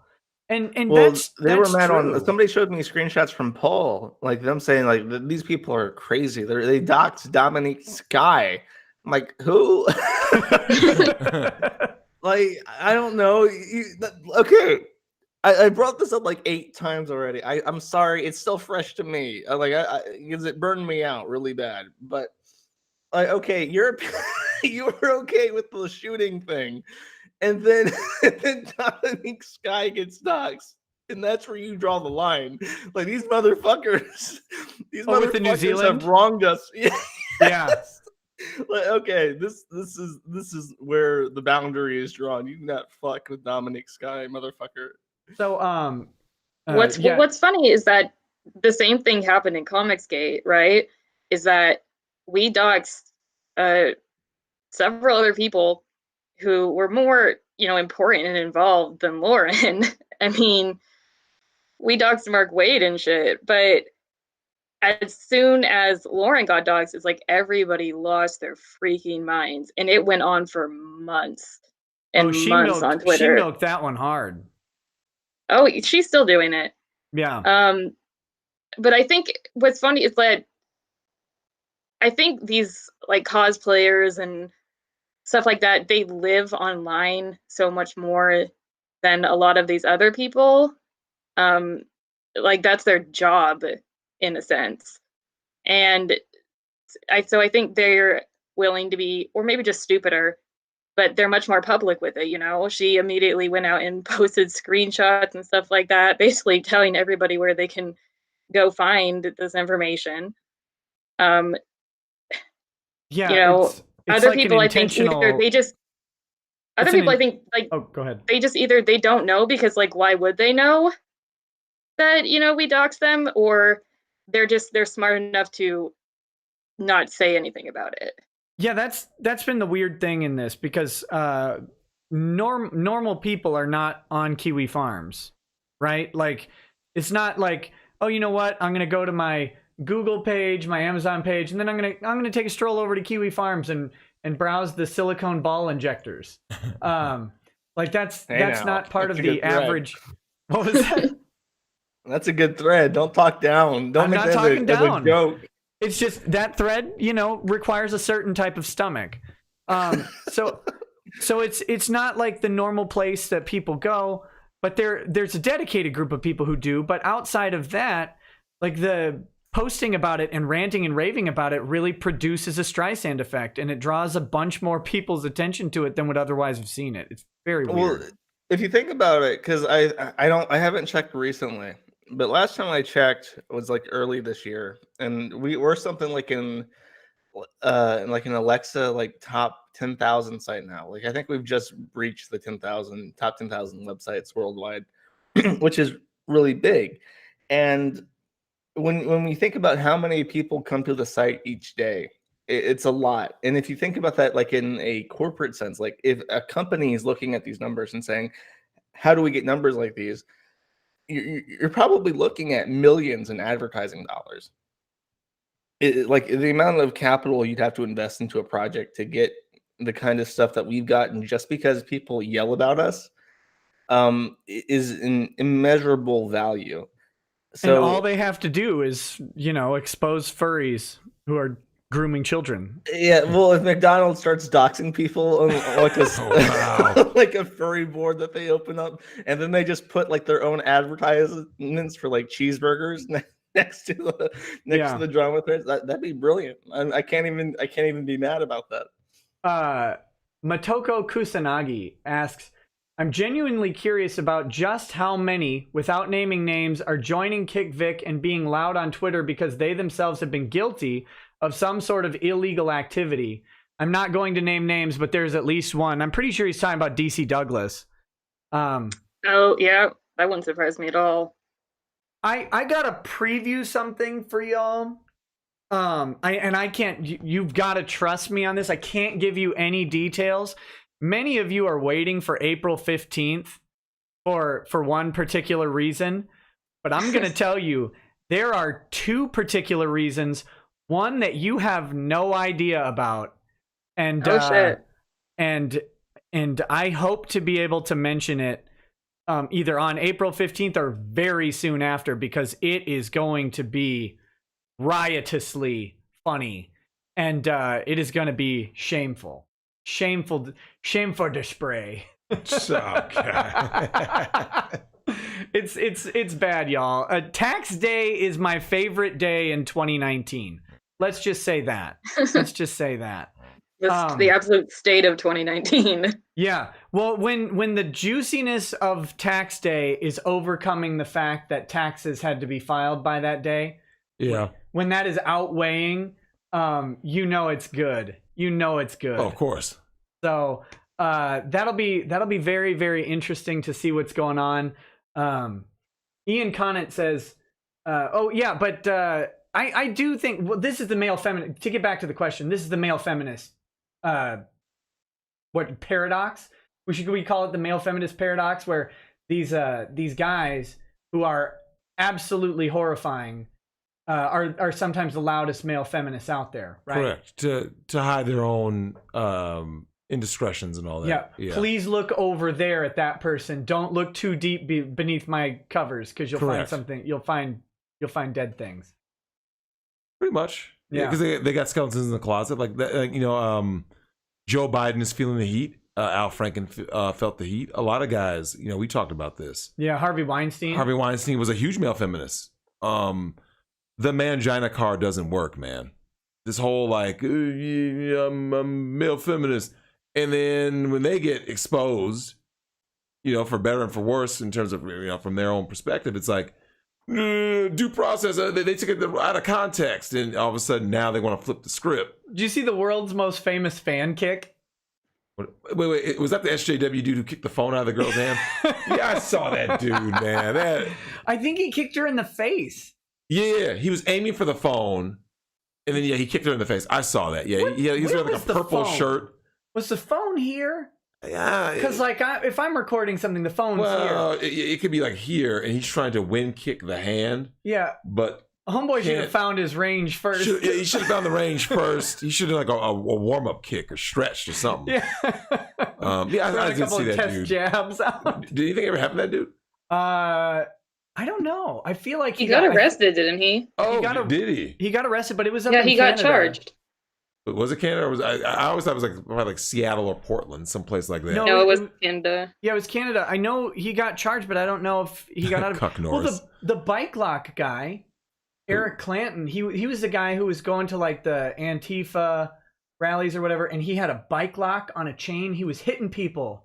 Like, he'd just walk up into a big crowd and he'd hit someone like with a MAGA hat in the head with a bike lock. Oh, wow. He gets charged with like a bunch of assault with, deadly weapons and felony assaults. And they dropped all of them for a plea agreement on like a misdemeanor disturbing the peace charge or whatever. Mm-hmm. Wow. No jail time. This dude hit like 6 people. Portland. If it was outside of Portland, that wouldn't have happened. I think it was somewhere like Portland or Berkeley. It was Portland. It was Berkeley, I'm pretty sure. Was it really? Yeah, I remember kind of being like one of those. Like because I kind of hear some Either of these way, stories. The odds are very tilted in favor of him. Like, you can't, not a better place in the world to assault somebody with a bike lock for wearing a hat than Berkeley and Portland. You remember though, Josh, because I was actually just out in Berkeley this past summer. It matters if you Why? are Do you have one of those pink hats on? I did not. You're marching down the road. I did not. Women unite. Yeah, women unite.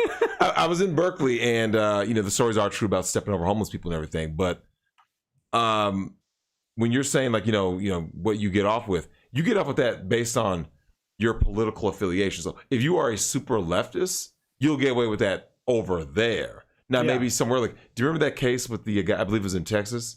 The guy who shot the illegal immigrants who were stealing his neighbor's stuff, right? Yeah. Remember that case?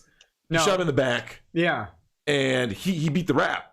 Yeah, in Texas, because you he was can, in Texas. in Texas, you can defend. You can defend you and your neighbor's property, I guess. Yeah, you can defend any property With deadly force? from a burglary, which is a felony with deadly force in Texas, because the reason it's cattle related, right? Yeah. Yeah, I do remember that. Texas has some pretty funny laws Because they're based on like they're old laws that when you apply them to modern times, you're kind of like, oh yeah, it kind of works. Right. Given the modern times. So Texas is like a mini Australia. Like Texas collection in Texas is really tough because the early Texans were all fleeing debts in the States. Correct. And so then they come out and they form their state laws, and their state laws insulate, like, you can't take houses, you can't take anything from people in Texas. It's very, very hard to take from a private citizen. Because they're, well, eventually they're going to come here and we need to make sure that we're insulated. Correct. And same thing with the property. Like, well, if you're going to take the neighbor's property, I mean, maybe he's out taking a nap and you guys are running cattle next to each other or whatever. And someone, they don't want some thief coming along and trying to confuse it. Well, I was stealing his cows, not your cows. Yeah, correct. So they just let you shoot whoever. Not recommended, by the way. That's a very unrecommended course of action, to shoot a burglar in the back, even in Texas. I would strongly suggest not taking that course of action because, that's one judge away from being you with a murder charge. More or less. You know what state has better stand your ground laws than Texas? Florida. Florida. You can shoot anyone, anywhere. If they're it does not matter. Your castle is where you're at, buddy. You defend yourself as you see fit. My castle doctrine is a 45. Let's see. Ian Conant says, is there a way for the Japanese content creators to revoke the rights/licenses of Funimation to produce the English dubs of their content?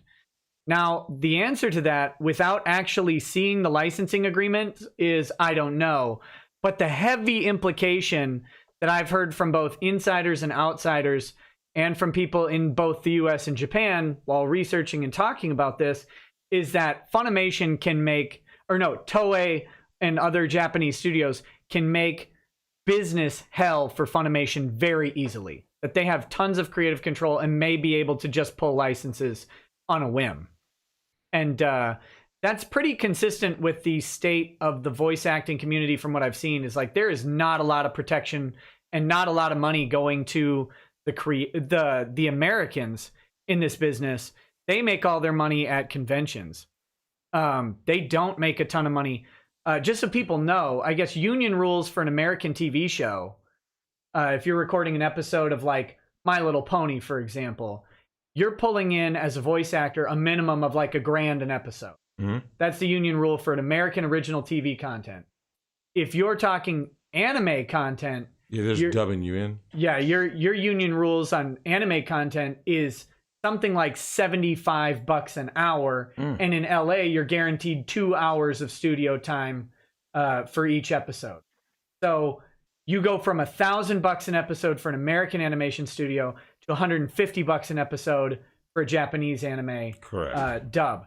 So it's very much a stepchild industry in the US. And that's something that these people need to understand. That's why these conventions are so important to a guy like Vic. Correct. Is because it's not like their contracts with Funimation, that's a door.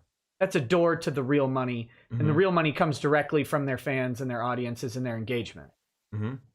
So even with actors and stuff, like actors in B movies, they go to conventions too because they make their money off signatures and merchandise at like, the people who star in crappy horror movies, they don't make their money from residual income checks. They have to hustle.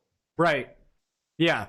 They get a union wage, but if it's in California, they get a union wage. If it's outside of California, you probably just get an hourly thing. And that's the difference between Funimation and some of these other studios. They're based in Texas, and I heard that they recently raised their base rate to kind of compete with the union rate. But in the union shops, you get like residuals and you get healthcare and stuff. In the Texas shops, you don't. So But that's just, it's based on what I've heard. I'm sorry. This is like a step back in the conversation, but you reminded me of something, and I've been thinking about it since you said it. When you said don't shoot somebody in the back, have you ever seen the Blue Collar Comedy Tour with Jeff Foxworthy? Yeah, the original one that they did. Yeah, I think there's a skit by Ron White, I think, where he's talking about how you can't shoot somebody in the back in Texas. And he said, shoot somebody in the legs if their back is turned to you, because at some point they'll wonder what it is that is hurting them. So they'll turn around. Nice. And then you can shoot them, and then it's okay. And sorry, it's been sitting on my chest since you said that, because I was taken back to being a small child and watching Comedy Central and remembering that skit. Oh God, I forget how young you are, because like that came out when I was like in post high school, right? It was, if it wasn't post high school, it was very close to the end of high school. Yeah, because Blue Collar Comedy Tour came out around the same time as Kings of Comedy, which was right before my freshman year. Yeah, I think Kings of Comedy was first. It was first? Okay, so around the same time. And then the white people stole the idea, like Elvis. Oh, here we go. that guy. You notice that there's no surviving Elvis, right? You know, there's surviving R. Elvis Kelly. is still alive. What are you talking about? Yeah. Oh, I see what you mean. There's no like Elvis rape story. There's no Me Too thing for Elvis, known pedophile. Woody Allen, known pedophile. Roman Polanski, like, you know, they always talk about. Woody Allen was part of Me Too, wasn't he? But say it again. Woody Allen, like his daughter came out and talked about it more. Yeah, recently, but like we've known about Woody Allen for oh years. Well, yeah, that's true. You know what I'm saying? Like, but there's no surviving Woody Allen. There's no surviving Roman Polanski. But like, they want to be like surviving R. Kelly. How'd the girls get there? Oh, their parents brought them. Well, I mean, you know, what are you gonna do? Not bring your underage daughter to R. Kelly's house? Right? That was my question with the Spacey thing, Kevin Spacey thing, when it first came out. That with the boy Anthony Rapp. Was it the 17-year-old? Was it with the other one? He was he was 14. He said. Anthony Rapp, the guy who played Mark in Rent. You wouldn't know. You're not a musical guy. But no, so he was the first accuser, where Kevin Spacey suddenly was gay for the rest of his life after that, because that was his defense, right? Well, I'm gay now. Right, leave me alone because I'm gay now and I'm living. But no, so he gets accused by a guy who at the time of the incident said he was like 14. Mm-hmm. And it's like, it was 14. I was at a Hollywood party, and Kevin Spacey took me up into a room, and he was, you know, he did stuff. And it's like, why were you 14 at a Hollywood party? Hey, I know. Where's your mom? But Drew Barrymore was at parties at like 9. Someone she was saying. Well, her and who's that other guy? Corey Feldman. Yeah, the guy who had like the candy shop. It was like basically like the Pied Piper of Hollywood, and it was like luring kids there. Yeah, that was creepy. I always feel like, because they do, all these actors and stuff start really young, and it just makes me think like the parents must know what happens, and they still do it because that's like the entrance. It's like trial by fire. If you want to be a Hollywood star, or you want your kid to be a Hollywood star, you have to like sell them to like sexual predators to get them to clout so that they can get in movies and stuff. That's what it feels like to me. Yeah, and it feels like they make that calculation consciously. Yeah. Horrifying. Because like I always think about like Emma Watson and stuff. Like I think all of those people were molested, and that's why Rupert got out. he sells ice cream now. He doesn't give a shit. But yeah, I don't know. Rupert Gint is Ron Weasley. Oh, from Harry Potter. Harry Potter. Yeah, I just realized that. Yeah, I was like, it's like I hated mentioned those movies. Yeah, I mentioned the kids from the show because like Emma Watson's now like a big like feminist icon. I'm just thinking like your mom sold you to like sex predators, and now that's why you think it's the new norm, because you were sold to a pedophile cult in Hollywood. And your friends were smart enough to well, at least one of them was smart enough to get out. But hey, Josh, I got a question for you. Do you believe that that's the reason why, like, you know, they're so anti everything about, you know, and they're over the top music? Like, do you think that it's more of a projection? Like, if you're in Hollywood, which is pedo central, and that's why they call it, you know, the nickname is Holly Weird. My question to you would be like, you know, Josh, you think that it's 100% projection? Like, because they're in this small incubated world of pedophiles. Somebody- They think like the world is full of pedophiles. Somebody said it was like a post on Poll or something, and it was just so perfect. It said something like, I think the reason why all these people talk about this institutionalized misogyny and rape is because they're all in Hollywood and they're all getting raped. And to them, it's a really real thing. And they just assume that every place is like rape central. Like, no, it's your fucked up little bubble in California that's psychotic and full of child molesters. Like, all of us, we're fine. We're okay. Right. We're getting through the day unmolested. You know? Right. Well, I mean, maybe you are. Yeah, but Josh Like and him, do you see like in the chat? There's some of these people that are like world famous that I forgot about. Like, there's people talking about Jerry Lee Lewis. We had known about that. Like, there's a lot of like Married his cousin who was like 13. Yeah. Howard Hughes. Great Balls of Fire was probably a song about syphilis. Could be. I mean, dudes out there getting burnt. But you know what I'm saying? Like you look at these people who are famous and stuff, and as we go back in yesteryear, the so-called golden age of Hollywood and stuff, a lot of those stars, when you start doing you're doing a little digging, these people were doing all kinds of. There was no social media back then. There was no internet back then. It was there was no camera phones getting every little thing that you said and did. Whereas now, because so it's not that we have that many more pedophiles. It's more exposure. That's it. Yeah, and somebody mentioned fucking Dan Schneider. Dan Schneider was a producer for Nickelodeon, and he had like a foot fetish. And the logo for fucking Nickelodeon for a while in the 90s was a foot. And he posted like on the official Nickelodeon Twitter account, posted shit like, "Okay, kids, write something on your feet and take pictures of it and use this hashtag." Yeah. And it's like, motherfucker. He's like Dan fucking Schneider is one of the gross, like, brazen about it, and he got away with it for fucking decades. Right? one of one too many gins with Quentin Tarantino before that tweet.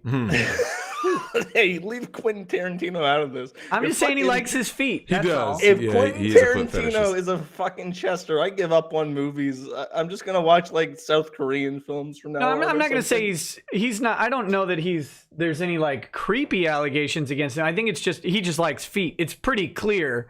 You watch Kill Bill. That man loves Uma Thurman's feet. Well, I think he loves every actor. Like, I mean, Well, I don't know. I know. I just know that those feet he likes. Yeah, he really loves Uma. Just like with Pulp Fiction. Yeah. Even in From Dusk Till Dawn, I think it was Juliette Lewis's feet. Like anywhere there's Tarantino and there's feet. Grindhouse, in the Death Proof part. Must The have girl- pained him to replace that one leg because that's 50% less feet. Yeah, that was something else, man. I'm That's very that movie with you. desensitized to horrible fetishes. As far as I'm concerned, feet is like a classy fetish. Like, Yeah. Feet is the Gouda of fetishes. yeah, just leave Quentin Tarantino alone, please. I've never even noticed. I've watched all of his movies. I don't think I've ever noticed the foot thing. Are you But people keep serious? Oh my gosh. Yeah. Wow. Go watch Kill Bill and how many direct shots of Uma's feet are in it. Tons. I'm pretty sure Why? Quentin Tarantino has Wow. already admitted he has a foot fetish. What was that, It's, Em? Sorry. I'm pretty sure he's outright admitted that he has a foot fetish. Oh, yeah. But it's so obvious. though, Yeah, he like- didn't. He Yeah. did. That was like, well, no, I'm not gonna say that joke. Yeah, it's pretty clear. Archangel Nishan says, "My thoughts on the suits, Nick. Let's slip the dogs of war." Well, it's not up to me. Not up to me. But we'll see what happens very soon. Blaine20 says, "In Ohio, breast contact is 3rd-degree misdemeanor. Victim testimony alone is insufficient." Well, I think you're underscoring or underselling the fact that there's a guy who is mildly not credible who is also a witness. I'm not going to say that. Blaine20 says, "So anime dubbing is crowdfunded like YouTube lawyering. Here's $20. Thank you. Thank you. I'm glad you understand how this works." Zakin Tawate. I think I'm supposed to just say Zakin. "The Emperor was wrong. Embrace chaos. Use it for your ends, as any warrior knows. Thanks for getting me into 40K rackets. When you are Driscoll are up in southern burbs. Oh, when He called you Driscoll, but it's Drexel. Oh, okay. When we're in the southern burbs, let me know. Drinks on me. Well, next time I'm in the southern suburbs, I'll find a way. You gotta give me a way to contact you, buddy. Right. But send me a message somewhere and let me know. Let me know. Yeah. So okay. So I just wanted to try and run back through this Vic stuff, and see if there was anything we missed. We covered the doxing, the Kiwi. I think one of the points that I wanted to get across with the dox stuff is that, like, people are expecting, some people out there, and I think they're mostly people, you know, on the opposite side of me, trying to weaponize this in some way. They expect me to be able to tell you guys what to do. Like I'm supposed to direct you to stop doxing or something. One, I would never do that. I don't care what people do online. It's not my responsibility. But two, how would that go for me if I tried? Not great. Not great. Yeah, because I'll just tell you right now, no. Right.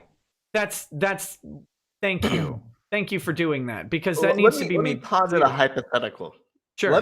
Let's say that your life was on the line or something. Like, okay, I'll bend my principles for my best buddy, and I'll command the Legion to stand down. You know what would happen?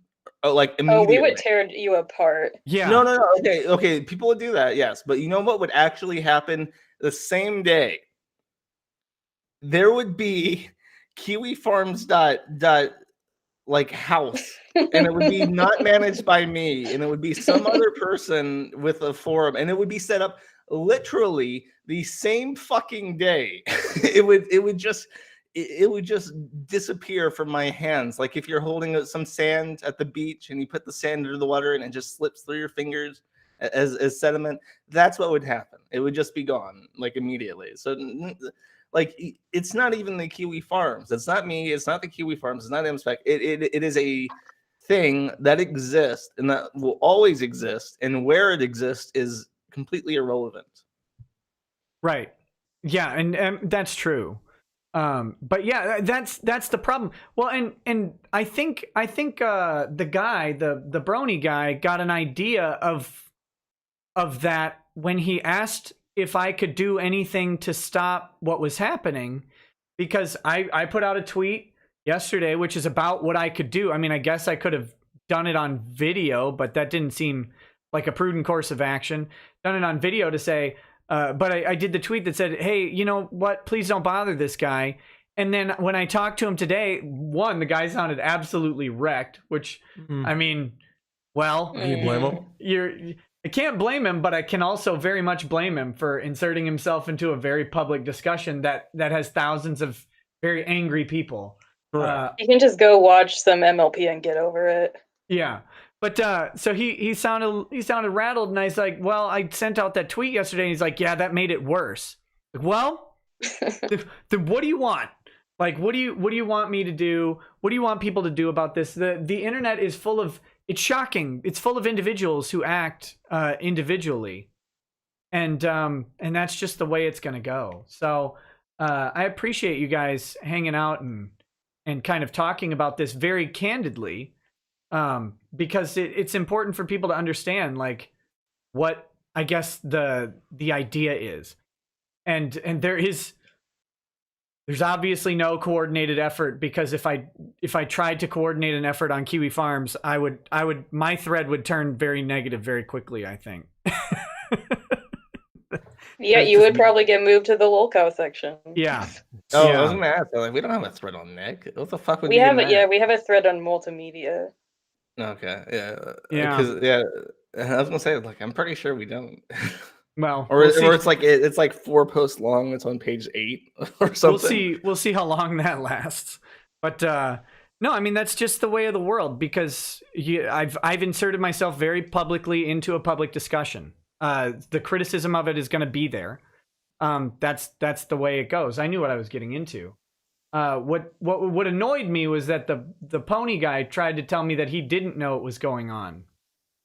that he didn't know this was happening. In the same breath saying he's a big fan of my work. So I believe that zero. Both of those statements cannot be true. If you're a big fan of my work, pretty much all I've talked about for the past month is this situation. Correct. So you had to know something was happening. But, you know, well, got to take him at his word at some point, I guess. Wait, I have an inquiry regarding the situation. Who the fuck is Dominic Sky? It's a cosplayer. So what does that have to do with Vic? She you go ahead, Em. Go ahead. No, she just jumped in for clout. She's just been running her mouth on Twitter. Oh, so the lady who said she got diddled is not related to Dominic, but Dominic came on and was like, "I support the lady who got diddled," and then she got doxxed by you for inserting herself. She did much more than that. She participated basically in doxing someone else like last week too. Who? Some other cosplayer, I don't know. A YouTube personality called Supergirl. She's on Twitter and YouTube is Supergirl. Did she support Vic? Yes. And Dominic Sky doxed her for supporting Vic, and then she got doxed for doxing her for supporting Vic, and it wasn't doxing when upset. she did it, Null. Oh, okay. Why not? What did she do? All she did was she took her anonymous name and linked it to her real name. See, everybody likes it until they have a reason not to like it. Exactly. In her mind, that lady is probably like a rape enabler or something. So therefore, it's morally justifiable in her head. Yeah. Well, everybody has their own justifications for doxing. And Dominique's been involved in other antics as well. Early on, she was tweeting that she was in like management at Funimation, and that despite any of my efforts, that rumor persisted that she was actually employed by Funimation, and saying that she participated in the HR investigation against Vic and stuff like that. Now she was doing it as a honeypot to get people to start retweeting it so she could be like, haha, lol, you idiots, you believed me when I said something online. You know, so this woman is the biggest fucking whore. Well, I mean, we all have to remember that these people have made a concerted effort to destroy a man's career with zero evidence. But then the moment people react in a way that is adverse to them, suddenly they're a victim. And it's crazy to me. It's crazy. That would be like me being upset that they sent ethics complaints against me. I'm not upset. I think it's stupid. I think it's kind of funny. It would annoy me if it went beyond dismissal, but at the same time, like, I'm publicly out there talking about it. I'm calling Ron Toye a cuck at every turn. I had a joke in a group earlier where I said, you know, they asked what Ron Toye does, and I was like, oh, he's some kind of mortgage lender or something. And I said, but I bet he watches other men lend out money, right? Like, You're a cuck. So, like, I can expect some blowback from that. But this is that social justice mentality is, I can go online, I can scream about whatever I want, and the moment anyone does anything to me, I'm a victim. I'm a victim. How dare they? Yeah, it's played out. It's tired. But it's the same thing that they always do. You know what I'm saying? Like, there's never a different path. It's just that same old kind of now I'm the victim, and it's just I don't know. At what point do people just finally just say, you know, screw these people and cancel them? Yeah, cancel them. Well, simple. Well, here's a thought. Because we're the thought patrol. Where are they? Well, number one, this woman. I just want to say I googled her name and I go over to the images, and it's like it's nothing but tits and ass. Like, that's all she does. I see why she's popular. That's not true. She takes pictures of her kid too. Her kid? Foolish. Well, I'm looking at this. Yeah. I don't see. You got to go to her Instagram page. I thought that was a midget. Oh my God. Come on, man. Didn't Michael Jackson do that with Webster? Yeah, you remember that? He's like at an award show. He had like a little Webster like holding him. But Emmanuel Lewis was like 28 years old at the time. Look at this beautiful children. Yeah. Man, that was bad. That was a bad look, Michael. The legal fund for Vic got like $100,000, right? It met its goal in like a week or something. Yeah, we're at 125 now. I raised the limit to 200,000. I haven't like promoted it and been talking about it a lot because I raised, 100,000 does a lot, but it doesn't do that much. There are like 15 potential defendants, and some of them are in other states, some of them are in Canada. So 100,000 was a great start, and it was a very symbolic sort of gesture.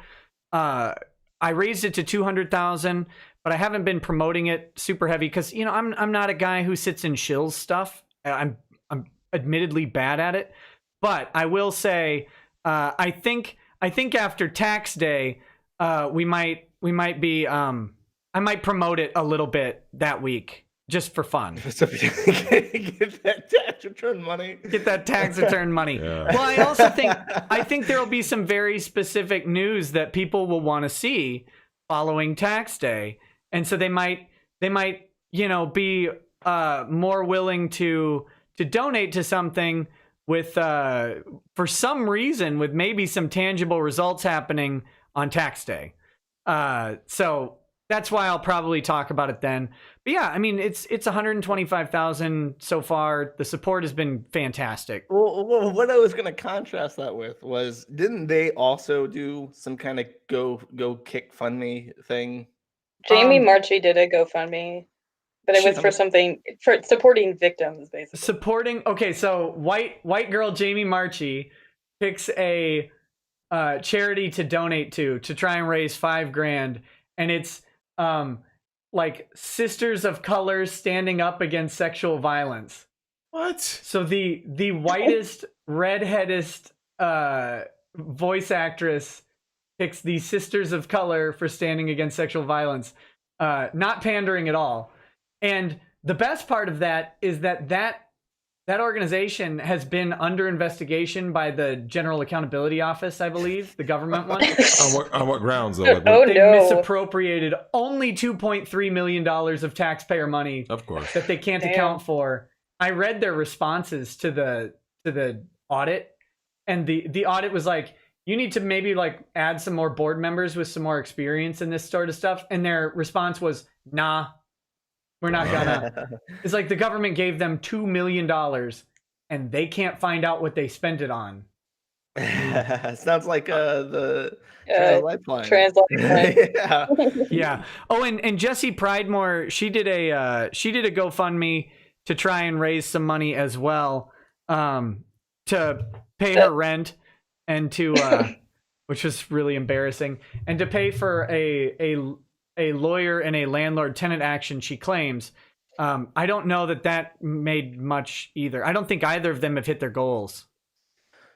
I don't think so. Last I checked.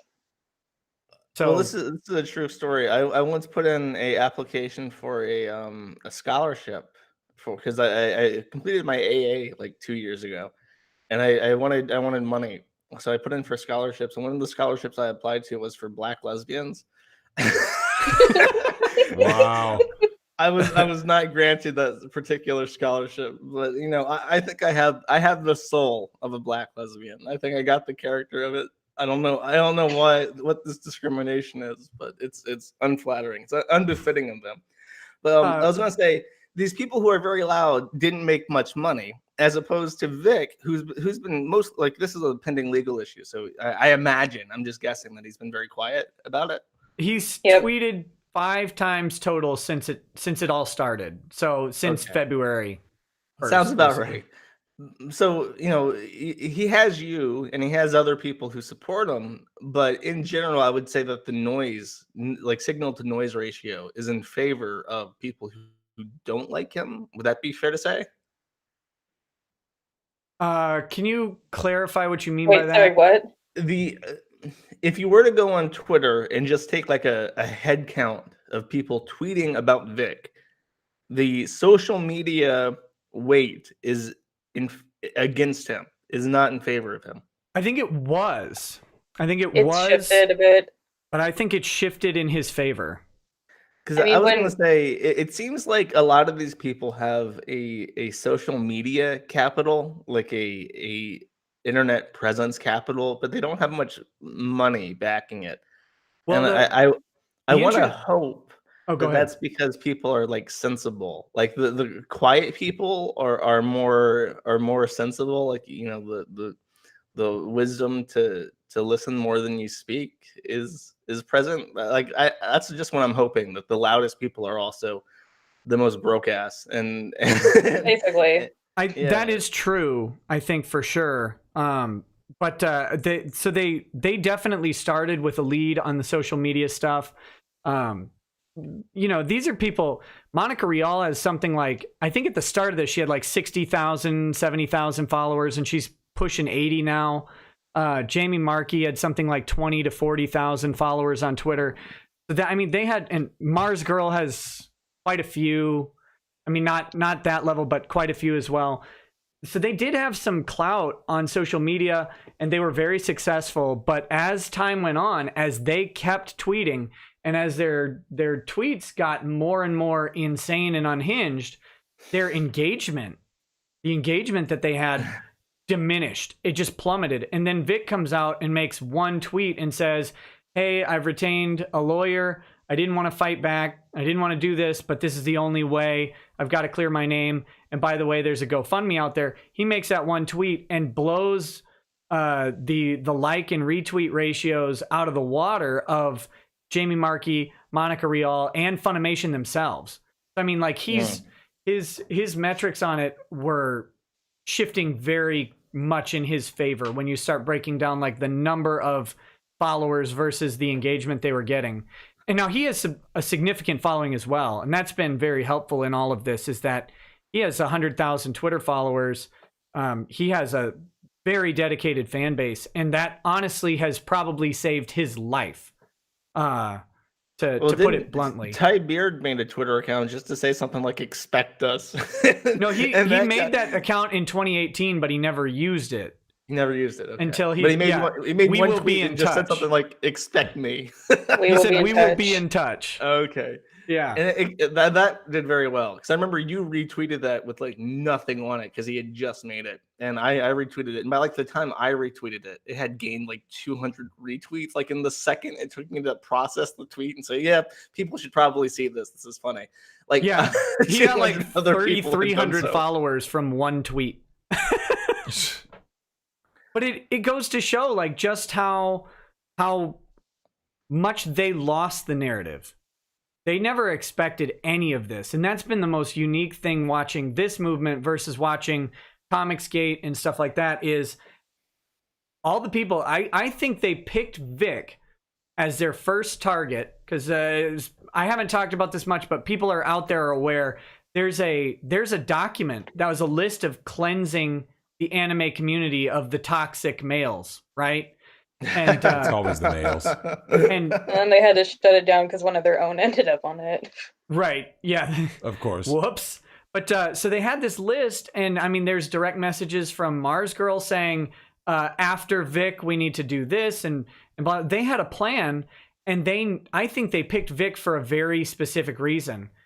I think they knew in their hearts that he would not fight back, that he would lay down and die, that he would forgive them all and just hope it would blow over. And it kind of looked like he was going to for a while. And it's just true. You never, ever apologize ever for any reason. Josh is saying what we always say. Yeah. There's a recent episode by who's the gross British man who does the talk show? Piers Morgan. That could be so many people. John Oliver. Oh, John Oliver. Last week tonight. Yes, he did an episode on like mob mentality or like internet lynch mobs, and like half of it's just interviewing the woman who gave Bill Clinton a blowjob, Monica Lewinsky, and you know he's talking about it, and it's really funny watching him because I guess his writers realize what a horrible hypocrite he would look like if he did a moral outrage episode on moral outrage. So half of it's almost like apologizing for his show being the way it is. And the other half is telling people that it's a bad thing to do. And it's just there's a part where he's yelling at Tucker Carlson because Tucker Carlson said something like Arabs are primitive subhumans and everything they do is disgusting. Wow. Yeah, And he said Tucker that like said- 20 years ago on some Shock Jock podcast, right? Or Shock Jock Radio. Yes, yeah, exactly. And it got brought up, and people tried to rub his nose in it, and he just like, "Fuck you, I'm not apologizing." And John Oliver was so indignant about this, like he didn't even apologize. Like, well, no shit, because number How one, he dare didn't he say not anything wrong. apologize? Number two, apologizing Never doesn't help. apologized. Yeah, oh wait, so I'm going to demand now a formal apology from the Kiwi Farms. For what? Everything. Everything. No. Murdering No. all those people in New Zealand, for starters. No. Killing those muscle pups. That's your fault, too. Oh, Muscle God. pops. Oh, geez. That's the inflatable bald Wow. guy. Yeah. No. Okay, so That's better. Double A sent a chat, and this is about Dominique. Says she's been sharing social media posts from other people nonstop of people sending thoughts and prayers for her to pull through this. Confirmed victim. She loves the attention. So Yep. Yeah, man. yeah. She's. Oh, I don't know said. how she's going to survive having her semi-public information made just as public as it was. Yeah. Uh, Jeez, man, it's clownish. It's ridiculous. But you know that, and although she's doing it right, like you capitalize on the situation. That's what Em was talking about before. Is this is an opportunity for people to score points when they get doxxed? Is to, I mean, that's the one way you fight back, is to say, well, look what they did. They're monsters. Yeah, you got to go the victim narrative. Right. What you Right. should do is get a gun. That's my advice to anybody. Have you been doxxed? Are you emotionally traumatized? Do you fear for your life now? Get yourself a gun. Any gun. Get multiple guns and just lay that shit around the house. You'll never fucking be afraid of anything ever again. You're set. Yeah, You are especially in empowered. Texas. Especially in Texas, especially in Florida. Right. Get yourself a gun and get yourself a concealed carry permit because you can get those and you're set. Yeah. And then I like the Spike Man says, Kick Vic started a fire with no kindling. I agree. Well, and also another thing about when this initially kicked off on Twitter, when the original posts that were getting thousands and thousands of retweets and likes, a lot of those people were not involved in any way. They didn't really care. It's just another Twitter post about, this man is an abuser, spread this like wildfire. And then so they just click, retweet, and then they don't ever think about it again. Right. And so it's no surprise that a huge portion of people who were engaged with that just immediately dropped off. They're not going to stick around for, the autism that follows after. Well, yeah, the online fight. The people following her probably are interested in like anime and shit. Like they don't care. Like if you're not tweeting about anime or cosplay, like why the fuck would I be following you? All those people who used to follow her probably like have muted her on Twitter, so they don't see her shit anymore. Because it's just like I can't see my anime and cosplay on my timeline between all your shit. So right, I can't jack off with all this legal talk going on. Well, I mean, that's a personal problem. I certainly can. Right. M's timeline was completely ruined. That's Yeah, the source of her Thoughts and vendetta. prayers. Thoughts That her and prayers. timeline was destroyed. Well, guys, there's a couple chats, and then I won't make you guys suffer through the reading of all the super chats if you wanna take off. But there's two more. I can hang around. I saw a few that were about doxing going by, and I think kind of addressed to Yeah, I think Kiwi we covered Farms. that a lot. Yeah, I just don't want to hold you guys here. So if you need to Okay. go, let me know. But otherwise, there's Okay. these last two for 20, and then we'll go back and go through the history. Automata says, I want to start a new thing. Just say I got hacked, a la Joy Reid. That's something that doesn't make sense, but then we all ignore any accusations afterwards because reasons. They try to follow up, hacked again. Joseph Kerwin says, can we get some thoughts and prayers in the chat for the oppressed thoughts? And thoughts are, Of I mean, course. they're an endangered breed. We need to definitely do that. They're dying in droves, wailing in the streets. The thought audit is coming. That's coming. Yeah, they're getting rounded up by the IRS. It's coming. And put in FEMA camps. You know what? Jeremy Hambley, the quartering, he actually had a sensible tweet about, it wasn't directed at thoughts specifically, but it had that sort of flair to it. But it was at all YouTubers. It's like, hey, YouTubers, stop complaining about paying taxes all at once and actually basically he said, treat this like a real business and, make your quarterly estimated payments and put money aside for your taxes. What are you doing? It was like, yeah, I think a lot of people don't treat this is a business. And that was good advice. So I guess listen to Hambley at least on that, guys. But okay, so Night of Hopex says, yo, Pizza Thought is for real adorable. Real talk. CX, what a cutie. I don't know if I think that's from the thumbnail. Excitable Boy says, Vulcan lives. Notorious Moonman, thank you for the donation. Eduardo Ramirez says, what is y'all's solution to the furry question? And what's the furry question? That furries exist, I assume. They do exist. I know, but that's the furry question. The furry question, extermination. Do they exist? But if you know that the answer is yes, then okay, maybe you haven't been on the internet long enough for this.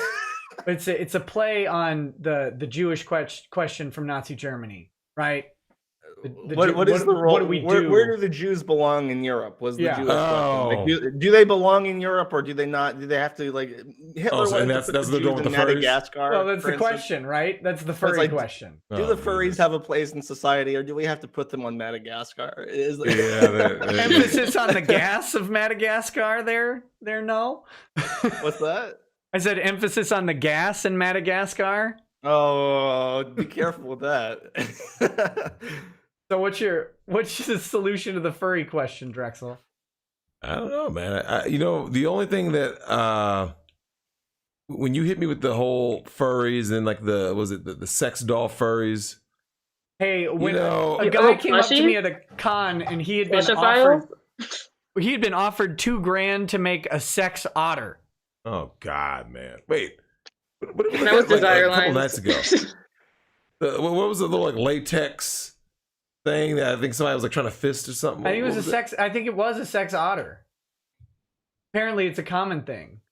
You can go on Reddit and find the sex otter. How do you know this though? Because people. Sex otter is Null's nickname for Desire Lines. No, I was at an anime convention and a guy, a very very lovely individual from his company is American Meat. Mm-hmm. American Meat. American and Meat.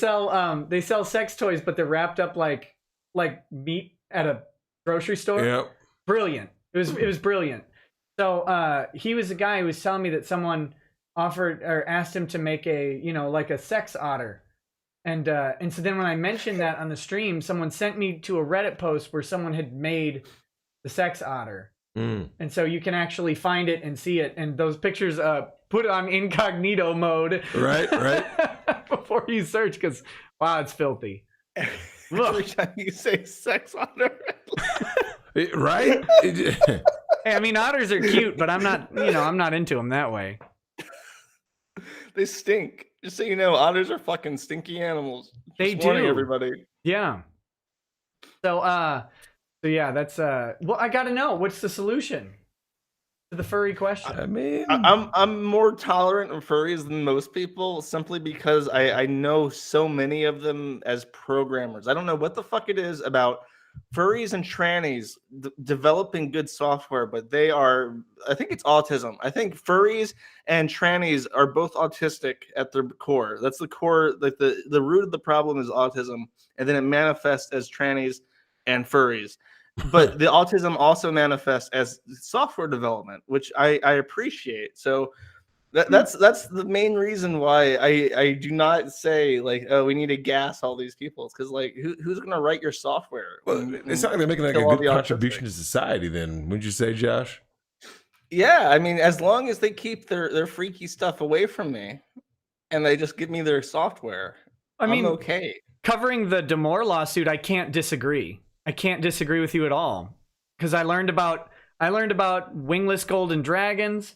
I learned about someone who identified as an ornate building. Yeah.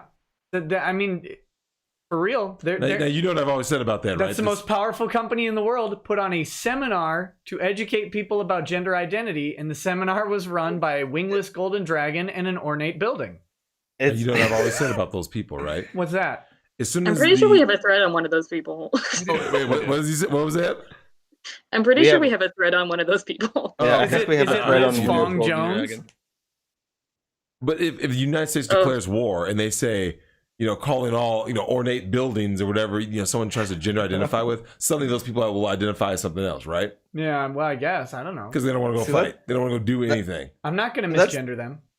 That's the ultimate morale thing. It's like, okay, we're at war with China, and we get aground. We have our second D-Day, and we've landed. We've just taken Shenzhen, and we're Hong Kong is on our side, and we've taken this area.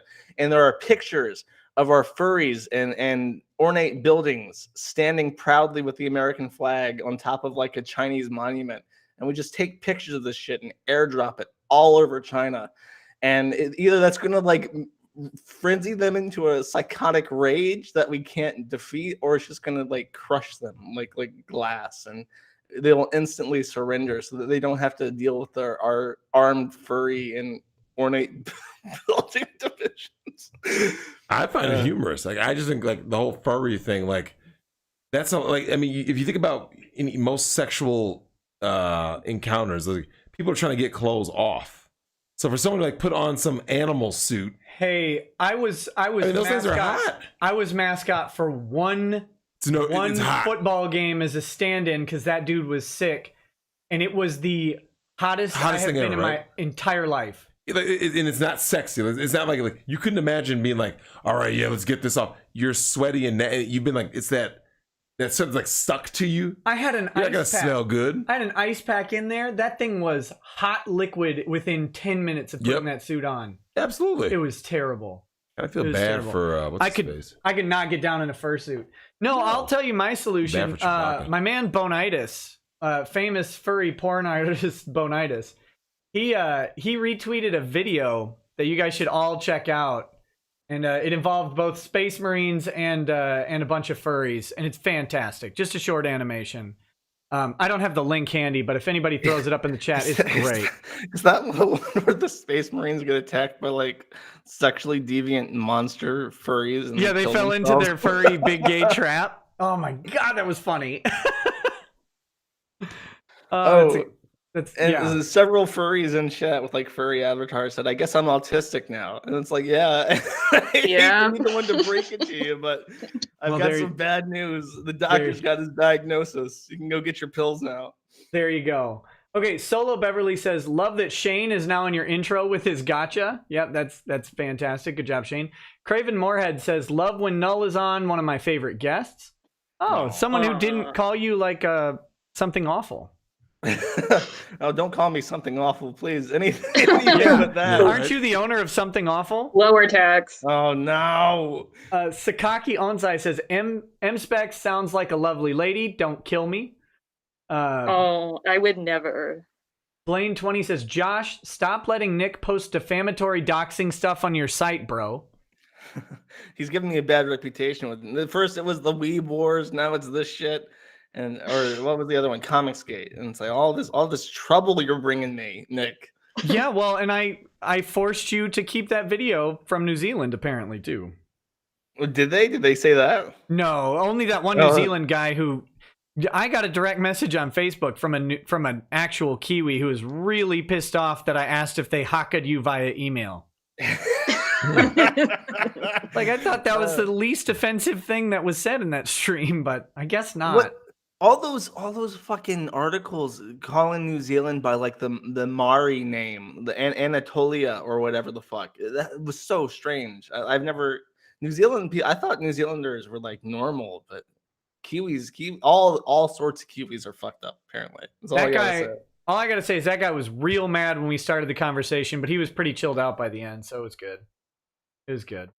Me and New Zealand are fixed now.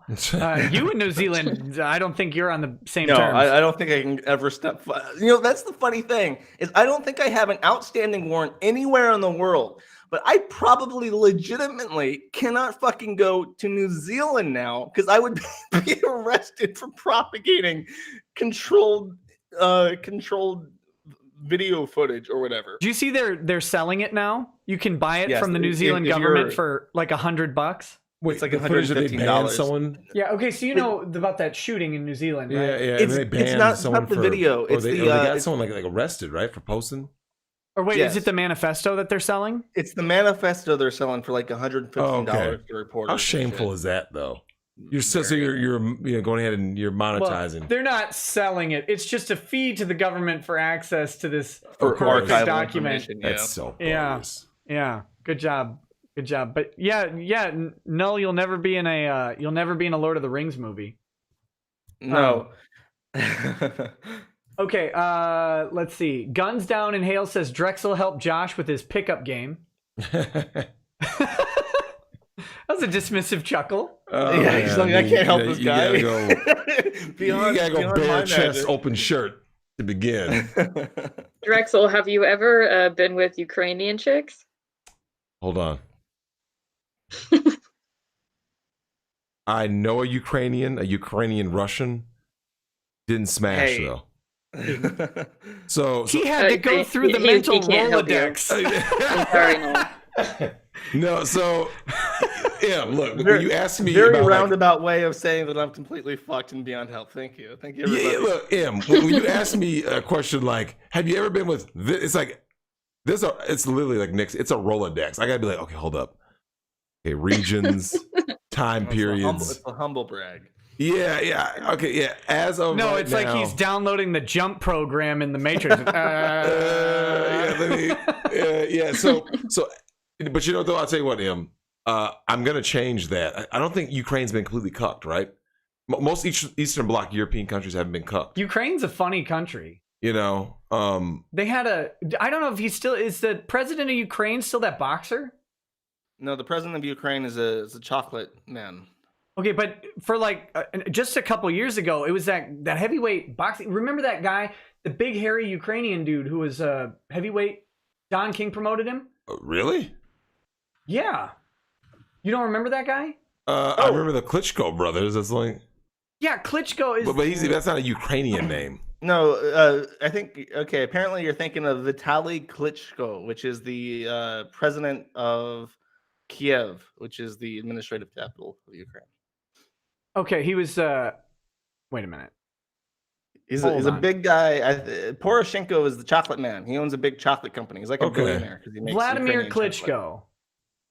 Yes, Poroshenko appointed him as mayor of Kiev, but I don't think he's. Oh, okay. I thought he was like the president or Oh, I was about chief to or say. whatever of it. You know what's crazy? Someone just asked me if in the chat, I think it was like Eagle Loan or something, had I been with a midget? No, but you know, a true story about a midget though. I can't even lie to you, man. Oh, come on. I know. Look, so okay, I'm sure you didn't see The Wolf of Wall Street, like the one guy who didn't. But what ends up happening is that you get to a point where you have to start coming up with like new things to do, right? You just start going like, I need to try, and blank. So I was talking about this with a couple of guys I know, and I said, you know what? They showed me this. There's a midget in Thailand. I kid you not. She is I think she's like Russian. She's Ukrainian. Crazy enough. I think she's actually Ukrainian. Well, you can chalk two off the list, Yeah, right? There. She's either Russian or Ukrainian. She is a white chick who moved to, I believe, Vietnam. There wasn't enough black dudes, so she went to Thailand. She has a tattoo of Africa, the entire continent, on her butt cheek. She's black only, she jungle fever. It happens, right? And these And guys she's a were telling me Ukrainian about this. She's midget? legendary, right? So I said to myself, no. And then they showed me like videos and stuff, and I went, a midget. So I tried to, because I'm 6'6", 6'7". So I started kind of like trying to imagine. And I remember seeing an old Howard Stern video long ago where Bridget the midget was on, Yeah. and Howard Stern goes, "Let me see if I could do this." So Howard Stern stands up, looks down, he's like, "No, I just can't." and he couldn't bring himself to do it. However, I sat there and I thought to myself, I can't smash a midget because they look like children to me. Because they're pre-smashed. Well, yeah, they are. I mean, they're half the size, right? So all of a sudden, I came up with this idea. What if the new thing was no longer threesomes is played out? Okay, that's like 2016, right? We don't do threesomes anymore. 2.5somes. Oh my god! I want you to just kind of like imagine it though. Like you get a normal sized chick and a midget. Imagine what you can do though. I would rather not. That's cool. You don't want to imagine? No, I don't need that. Come No. on. I don't need that. All Look, the man. shit you just said makes me feel they got, like, really bad for midgets, because it's like, imagine being a midget woman and you made yourself, you've prettied yourself up as much as possible, and then fucking Drexel saying, "Oh, you look like a kid. I can't fuck you because you look." Yeah, like a I know. child." But so, That's awful. Like, how mean. So Josh, but here's the problem though. When I say they look like it's because of the height imbalance, right? So we had to smash this lawyer chick way back when. We had to smash. So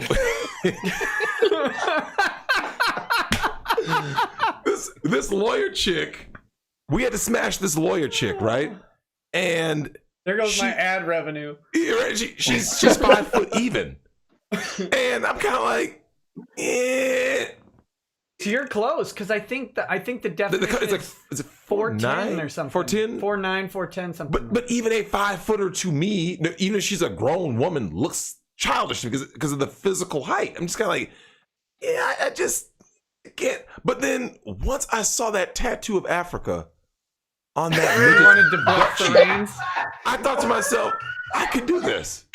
But it's Would gotta be you with the- say Wakanda Wait. forever? Where was the we tattoo? will literally, like, I will get with a midget and the real chick will be like this. And do a That's all Wakanda it's forever like. salute. Whoop whoop whoop. Yeah, you just go ahead. I mean, you go in. So it's like, here's what happens. You gotta come up with new things, man. Like, there's only so many Beckys you can do. There's only so many, Juanitas, Shaquishas you can do. Eventually you're like, I gotta come up with something else. You know what I'm saying? Like, you don't want to start going down the BBW route. I mean, dark things happen down that route, man. I'm just telling you. It's things happen. Noel would know. Dark things. I mean, Dark things indeed. I mean, things start happening, man. I'm just saying, like, Josh, I don't know if you watched the stream where Nick, someone in the chat asked about, like, what big chick would I smash? I think I settled on, was it Tess Holliday or like Melissa McCarthy? No, it was Melissa Oh McCarthy. my god! Because I said she's You got a great can't personality. smash Tess Holliday. Tess does all the smashing. She's smashing whole cakes. She's smashing the earth. You would But fuck here's the thing, Melissa McCarthy? Wait, say it again. You said you would fuck Melissa Oh, McCarthy? hold on. Okay, The Melissa short McCarthy answer to is this in way better question is shape yes. than Tess Holliday. But hold on, Josh. Like, Context. just to be fair.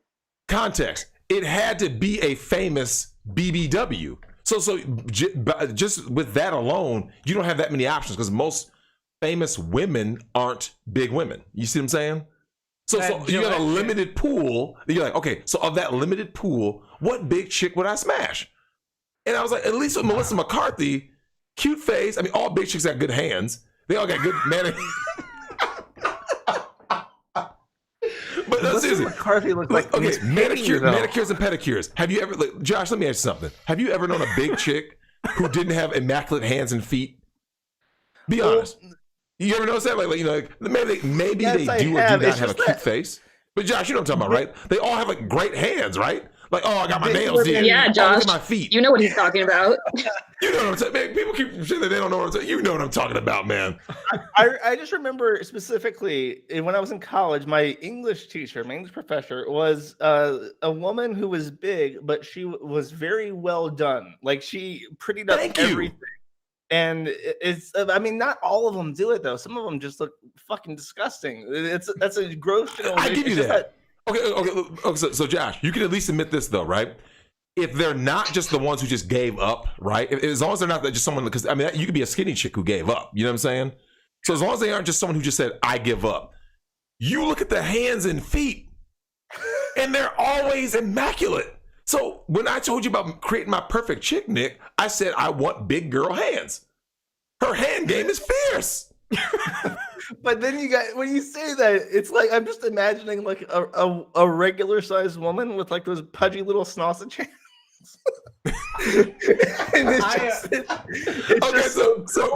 So maybe we got to go with how something feels, not the actual like physical presence, because otherwise it would look really Frankensteinish. Like you'd be like, okay, so I want the butt from this girl, but she's gotta have the legs of this, and the Stay Puft marshmallow hands of Melissa McCarthy. Yeah. You want the marshmallow hands of Melissa or Tess. Now with Tess, she can scoop out half a cake with those hands. But see, I would go for Tess because I know if you keep feeding her, Josh, if you keep feeding her, she'll eventually croak, man. You can get the money. Like, Tess, you eat that cake, girl. You eat that cake. Really fucking fat. You know what I'm saying? I mean, give her the icing, whatever it takes. Yeah, why not? Oh my god. This holiday has like 200 pounds or on Melissa McCarthy. Yeah, I mean, she is huge. Josh, I've read her official statement. She's a stunning 260. Oh, she's full of Stop. I'm 250. Tess Holliday's arms weigh 260. Yeah. She's 260 like bullet trains are getting built in California. You're right. Come on, look, man, you guys know. Look, you know what? People need to start going ahead and doing it. Look, man, these fat chicks need love too. Every now and then, like I said, like I have like a big chick quota. I told Nick this.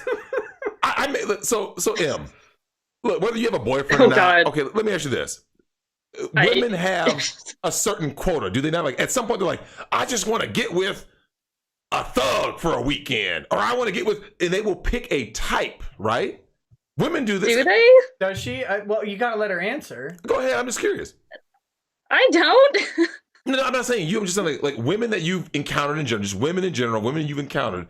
Women will be like, I want blank, a certain type. They're not saying they're gonna date them. They're not gonna marry them. They have a certain like archetype, right? That they want to get with at that very particular time. Do you think that promiscuous women probably do? But No. like Ims is just like a weirdo internet person in college. I don't. She doesn't strike me as the type that'd be like, yeah, you know, I wanna fuck my whole life up today. Let me go date a gangbanger. That's what I'm in the mood for. Like, hey man, it happens. I'm not gonna lie. Look, man, there are times when you like. Oh my god. They'll sit there and be like, you know, like, man, I need an Asian girl. They're just like, man, you know what? Yeah. You just pull open the menu then, right? You just pull up on the menu. So just like a big, like if you get, like I told you this, if you get with too many spinners, you have to have a big chick to balance it out. You're like, damn, I want those fat hands. Like you need sausage hands, like every now and then. I don't appreciate being called into that. That was a bit much. That's a bit much.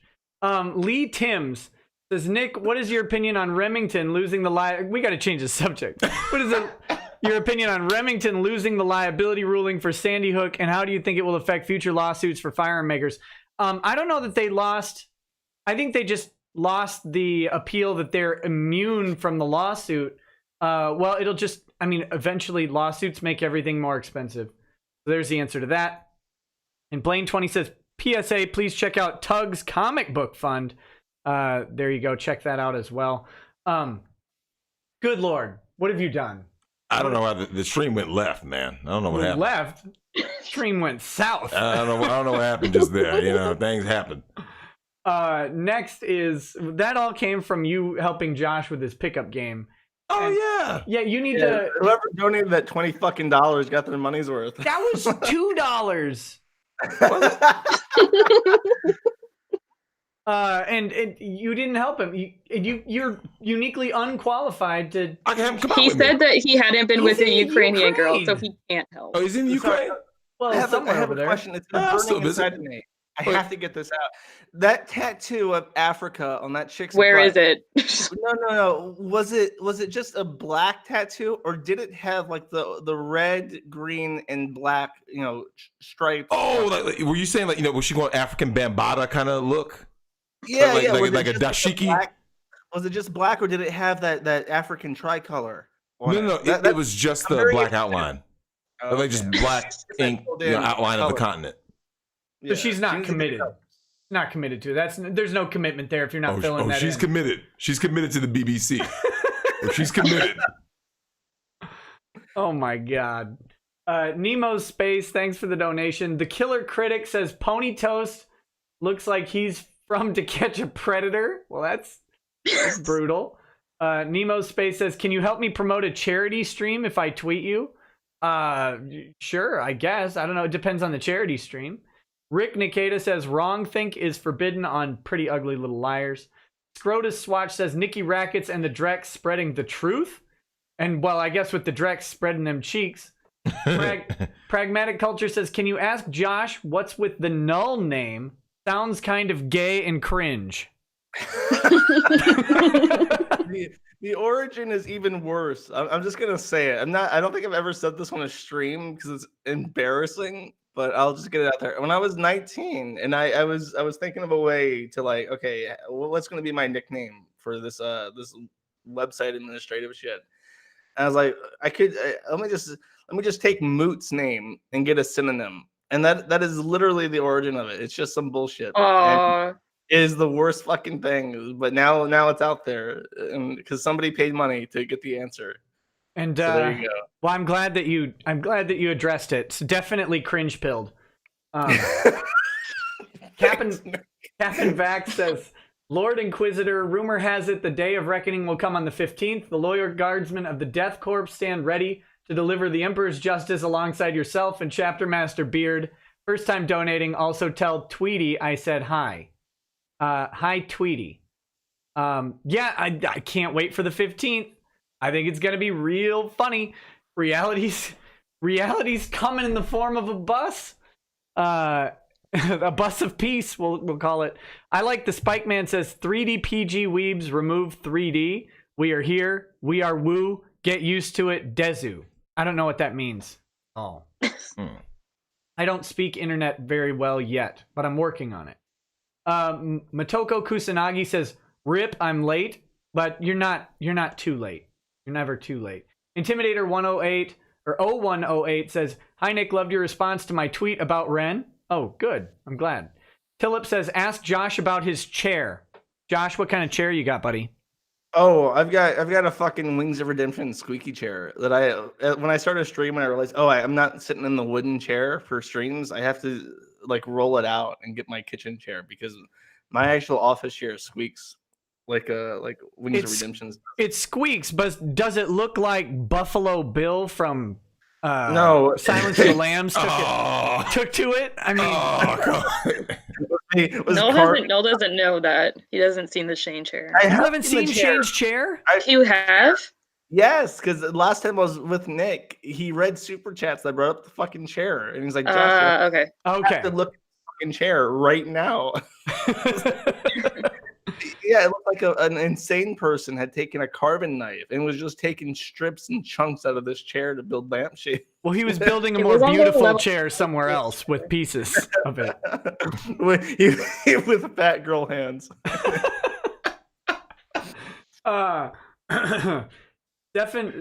Stefan Sanderson says, "We are what we eat, so it makes sense that Shane has the intelligence of a shoe." As rude.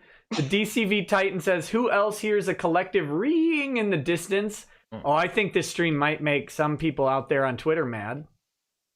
I think it made some people in the chat mad, to be honest. Josh, you're just destroying my credibility. Rude. People, okay, there was somebody on Twitter who replied to your tweet saying that I'd be on today. And he said something like, Josh is a scumbag. I'll check the next one out next. Motherfucker, I know you're listening. I know you didn't skip this one. So to you specifically, it's so nice. I'm glad you could join us, my friend. I'm glad you could join us. Well, there you go. There you go. You're like a magnet for people who love and hate you. It's true.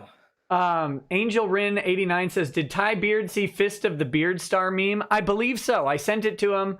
I believe he did watch it. So, I'll have to follow up with him on that. Ryu Sketches says, "Does Drexel have his own YouTube channel?" No, Probably the most common question. It's gotten real common. Yeah, it's coming next year, man. I mean, you know how it is. Would love to watch him talk about politics and other stuff. Other stuff being smashing midgets, apparently. Don't forget about them hands. Them hands. I mean, I guess you got to Well, now there are different types of little people, right? Like if we use the Oh my god. because there's midgets and then there's dwarfism, which is different. Is that the ones with the big foreheads? I don't know. Which one's which? I don't know. Can you help? No, I can't. Josh, can you help? I don't know which one's which, but I know there's ones that look normal but are just really small, There's really and then there's ones that have like the fucked up limbs and shit. Okay, yeah, okay. Dwarfism. Dwarfism is like the, like elongated forehead and like your dimensions are different. Like Tyrion Lannister, we're saying. Yeah. The guy from Game of Thrones. Peter Dinklage. Yeah, Peter Dinklage. He's considered a dwarf. I think he's a dwarf. Yeah, correct. He's a dwarf. Okay, so now if Peter Dinklage was a female and hot, Hey, I could do a Game of Thrones role play. people dead ass think that Peter Dinklage is a sexy midget. I don't. Peter Dinklage is an attractive man. Though, real talk. Like when he was in Days of Future Past as Bolivar Trask. Like if I were a chick looking at him, I'd be like, I mean, he would have to get like a mutant power to grow. But otherwise, yeah, Peter Dinklage. Like Super Chief or that whatever. Africa tattoo. Yeah, It's, You get an Africa tattoo on his butt, and you are down. Yeah, man, the things happen, man. That's all I'm saying. Dinklage and Drexel cellmates. A love story. Look, man, you gotta have a sense of humor about it. You gotta look at this stuff and just kind of look at it and be like, I mean, well, I just recently got asked to do a Harry Potter role play. Uh-huh. No, I've never seen a Harry Potter movie. Are I've you never Hermione? Did they assign you Hermione? No, they didn't. I'm probably gonna be Voldemort. I'm casting spells on What? cheeks. This is Voldemort's the villain. he who shall not be Voldemort named. looks like a snake, though. Wait, what's that? Voldemort looks like a snake, though. Don't Like, he has no don't nose. open up this joke, please don't. Please. You'll see Voldemort when you hear the zip. That's good. But Lord. you could turn in just like with cosplay, right? Everyone in this chat, I'm assuming, is at least familiar enough with cosplay and anime. Like you can turn anything sexual. If you can turn some animals sexual, come on, furries. Otter's looking real good this time. I mean, otter. I mean, if an otter can turn into a sex symbol or whatever, well, of course you could turn Peter Dinklage or Hermione or whoever into a sex. You're like, I mean. Are you saying people have the ability to turn Emma Watson into a sexual symbol? I'm shocked. Well, even just the image of her. Like, if you put someone in any kind of makeup or something, like I've seen Zero Suit Samus in Smash Bros. Zero Suit, I bet you there's some cosplayers right now as Zero Suit Samus, right? Hot, right? I'm sure there's some chick out there that's like, I'm Zero Suit Samus. Look at me, I'm busty, I'm attractive, and a dude be like, man, all of a sudden a Metroid role play doesn't seem so bad. All right, we're gonna move on. Let's see. Architect of Fate says Count Dankula got arrested because he was doxxed. Ouch. There you go. I don't actually know if that's why he got arrested, but I'm pretty sure. I'm pretty sure they could have found him. yeah, maybe. Pretty sure the government Maybe. knows exactly where he lives. He doesn't have a distinct look or voice or a very popular YouTube channel. Joshua Bailey says there's too much value in victimhood. I think I agree with that. Taco Jones says Drexel looks so bored. Yeah, you really did earlier. Did I? This I was is just listening. This is 2 hours ago. I was just listening. I'm just saying. Okay, well, bringing down the energy of the stream. No, I was never bored, man. I was just listening. This is it's different. Like, that's why I appreciate M and Josh. Just me, I like listening to different viewpoints and all that. People from all different kind of corners of the world. So yeah, I mean, I never knew what a feeder was until tonight. I didn't know that much about the Vic Mignogna thing until you told me. I was like, oh, I know about Me Too. I mean, you know me, you gotta set the tripod on these dots. So it is what it is. You better do POV. Don't know what could happen, man. Chicks that's what you mean by set up the tripod. Yeah, you gotta set the tripod, man. You meant like a literal tripod with a camera on it. Correct. Yeah, you gotta have. So consent videos are coming to Pornhub. That's gonna be like the new thing. Like, do you consent? Yes, it's coming. They sign a contract. Sign a contract, yeah, man. You gotta get those NDAs. I was saying that the consent contracts, like that'll just be wallpaper in fraternity dorms. Correct. Yeah. Real talk. Like, okay, like if someone is, you say you're in a frat, right? Yeah. And all of a sudden with Me Too, all of a sudden dudes gonna be like, oh, hold up, let's make sure. You said there was an app for that now, right? Someone said that in the Someone chat. said in the chat. I'm not aware of the app. So I'm sure that these frats know. The frats got to know, right? All right, word gets around. All right, man, we got to make sure we got the fingerprint. We got to do X, Y, and Z. Here's the non-disclosure agreement. Here's the consent form. Here's the video on both of our phones with a front-facing camera, 10 megapixel now. Whatever All it is, 10 of them megapixels. all 10 of them megapixels. I want to. You can see her. You are not in danger, right? Thought? No. Yeah, but they can't see the gun off screen. But you got to wide shot it. That's why you got the tripod, multiple angles. Hey, I've seen ISIS can do it. I think. Yeah, ISIS does. Hey, their videos are real. No, I'm not in danger. Dudes look terrified. Anyway, let's move off Anyways. that subject quick. What do we got? This stupid thing scrolls too much. Karen D says, let's get this straight for grammar's sakes. Doxing has one X. The more X's in the word is how gay the op is that got the dox. Very true. That's a good way to look at it, I think. The Texan 83 says, Gavin Free and Meg Turney of RT had someone show up at their house firing off his gun. If you think it's already public, so then go fact yourself. So there you go. I don't know who Gavin Free and Meg Turney of RT are. Or is that Russia Today? Russia Today sounds right. Yeah, I guess. Well, see, because I'm in this stupid anime world now, I see RT and I think Rooster Teeth, and I don't know what else it would be. Skeet Neat says, hello, Nick. I finally built my computer, and I just wanted to ask you this. Are you Jay Bauman's long-lost crypto Jew brother? I don't think so. I Do don't you know think who that so. is? No, who's that? Jay Ballman is the co-host of Red Letter Media. Like Half in the Bag and Best of the Worst. Do you not watch them? They're No, fantastic. I didn't, but I've seen screenshots of the guy now that you mentioned that. Yeah. He's there's two modes of Jay. He's either like a scraggly homeless person, or he does look pretty much exactly like you. Oh, so the RT is Rooster Teeth, I'm being told vehemently by the chat. So it's not Russia Today, apparently. It was Rooster Teeth. Yeah, and thank you for telling me I look like a scraggly homeless guy. That's great. No, that's his. It's like in the anime when the muscle guy has to yell for a couple episodes to transform.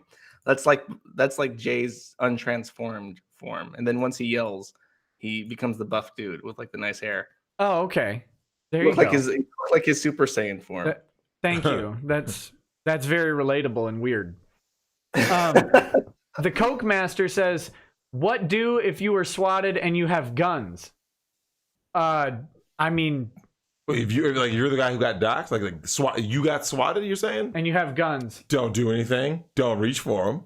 Yeah, I mean, there may be swatting is a hard thing to deal with because they are coming in hot. They're coming in hot. And you want to be like on the ground, prostrate, nothing going on. Question. But okay, so the guy that Tyler Barris swatted, that was the wrong guy. Like you said, he just kind of like opened the door, like wondering what's going on, and was killed. But it's like, if you're swatted, you don't know you've been swatted. You see, well, obviously, if two idiots are arguing online, but if you did get swatted, now if they do a no-knock entry and they just battering ram down the door, then you know you're swatted. Well, that's how they snatched my brother. Remember, he was just when he was playing the game, they just came in. Yeah, they took the hard phone through the window and apprehended him. What if they would have thought that his PlayStation controller was a gun? Yeah, he's gone. I know. I can hear his voice in my head when that thing crashes through the window. Man. Him going, "What the hell?" Right? You already know. You know him. So yeah. Oh man. He didn't deserve that. He didn't deserve it. Well, don't. No, come on. His ex-girlfriend was a. Hold up. Let's make sure we get the checklist. Used meth, a stripper, maybe escort. Coming from a broken home, like she had like all the boxes checked. Did I say stripper already? Yeah, we need to hook her up with Russell Greer. yeah, she checked all the boxes. So it's like, well, yeah. Hey, she's changed. Kodiak says the dog likes treats. Please no flash and clear. Oh, I pray for Pupper. Lil Poo Poo says if you are swatted by a trap, is it still gay? I think it's super gay at that point. Proto Falzar says, I suspect Sabbath is hiding skeletons. The self-appointed arbiters of justice will bury you alive and hide the evidence against them in your grave. That's depressing. Blue Nowhere 999 says, it's raining shekels. Oh no. Comic-Con Freak says, Drexel, thank you for your sexy deep voice. Mm-hmm. I hope that was a chick, man. I mean, what does it really matter? I mean, if they're paying you, go ahead. What if it was Peter Dinklage? Listless Azure says, people forget that uploading photos can give IP. Yeah, that's like, and that's going deeper. Like when you're talking about scraping metadata out of stuff to find people, that's getting into that swordfish level of hacking, at least from my normie perspective. So I have no idea how to do that. I'd have to hire someone to dox. That'd be a... Automata says, if Drexel does ever create a YouTube channel, I'm sure he's got a bunch of the only good type of SUBS racked up here. Oh, subscribers, subs. Oh, okay. Subs. Also, maybe plug Q. Yeah, my man Q's channel is going. He's posting videos every couple days. Definitely check it out. I think it's called Out of the Darkness. Yeah, I'll be sharing some of his videos very soon. Talbot Link says, burner phone paid for with cash and dialing *67. Not secret that this is good for anonymous calls. Basic /B-tard knowledge. There you go. Joshua Ryan, thank you for the donation. Addy M says, I present a motion to have Drex and Ty team up to overthrow Nick and become the sole hosts of the live stream. Nick, I'm sure you'll be a guest. Rude. Ouch. Coming into my house and taking over my... disrespect. Cucking me out of my own stream. Cucking at your own stream, man. Well, say that for the 48 hour. Hey, come on. We're not making this a thing. Chad, he's telling me I need to do a 48-hour stream at some milestone, like 100,000 subscribers or something. We'll go 36 hour. At what are you at now? Add 12. 52? What are you at now? I'm at 53. Almost 54. Okay, at 75,000, go 36. Why do you do this to me? And then at 100,000, go 48, like a two-day live stream. You trying to end my marriage? Yes. Yes. Rude. Rude. Automata says, the siren song of the underboob, a classic tale. That was in reference to the Vic thing. Who is Ty, by the way? Ty's the lawyer. Vic's lawyer. Oh, okay. I got you. I gotta say one more thing about that Vic thing. What's that? The man has a policy. Oh, man, hold on. Drex, you're a famous voice actor. Of course. You're at a convention. Mm-hmm. Chick comes up, dressed in cosplay nothing, right? She's Zero Suit Samus. Some straps. And she says, will you sign my breasts? Would you do it? Pre-Me Too or post-Me Too? No, now. You. Would you do it now? No. Yeah, like I told you, with Me Too, all the Chads and Tyrones, we changed the game. We were taking more precautions. Now, do you have a moral problem with signing breasts? Absolutely not. In private, would you sign a breast? Not with Me Too. Me Too changed everything. Okay, so it changed everything. Vic has a policy against signing breasts. Mm-hmm. Been asked several times by women to do it. They're trying to say this man gets like the finger on the underboob, and that's, I mean...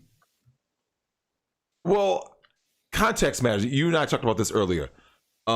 Me being a taller guy, like where you hug someone matters based on their bust size. Like if a woman is flat chested and she's tall, the hug is going to your hand will be at a different level. Yeah. Than a shorter, bustier woman if you're a taller man. Like, when you hug them, your hand is kind of naturally around their... I just thought of I'm sorry you're making a point, but I just thought of the name of your Peter Dinklage porno. Oh, God, what is it? Game of Tyrones. Oh, man. I couldn't hold it. Well, you know what's bad, though?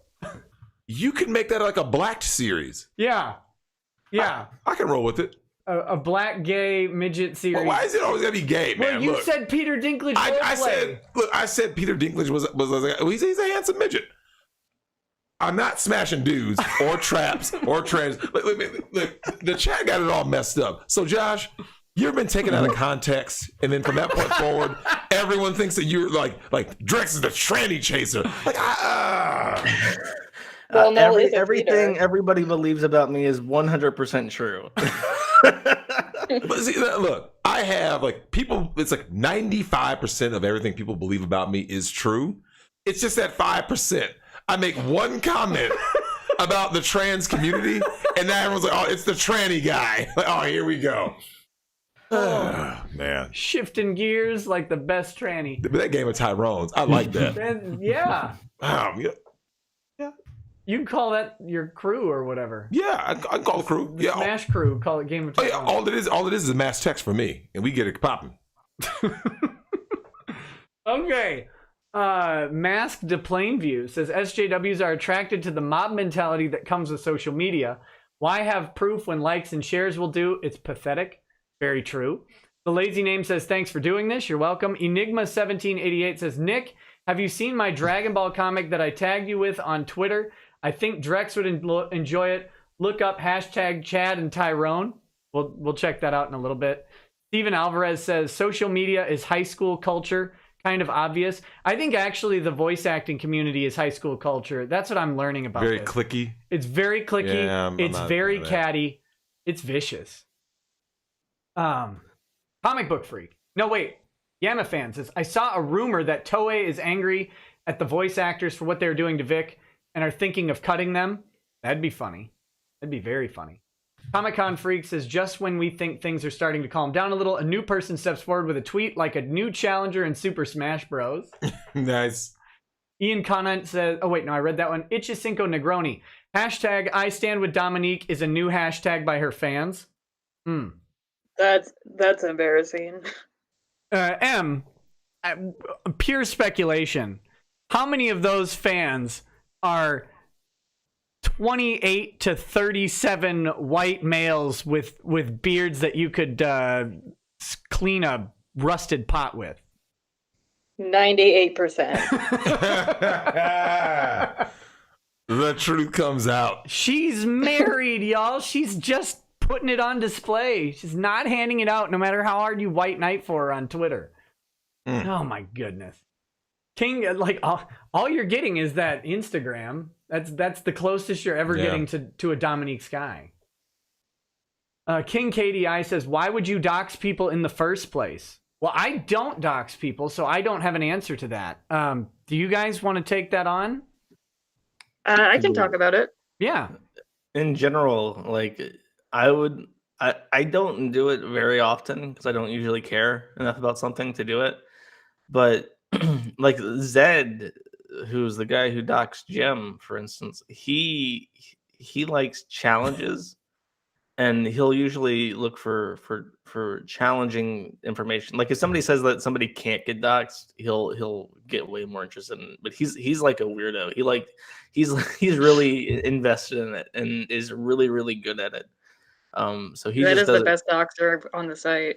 He gets the hardest Sudoku puzzles that only have like there's like a number 9 in the top right corner, and he still fucking figures it all out somehow.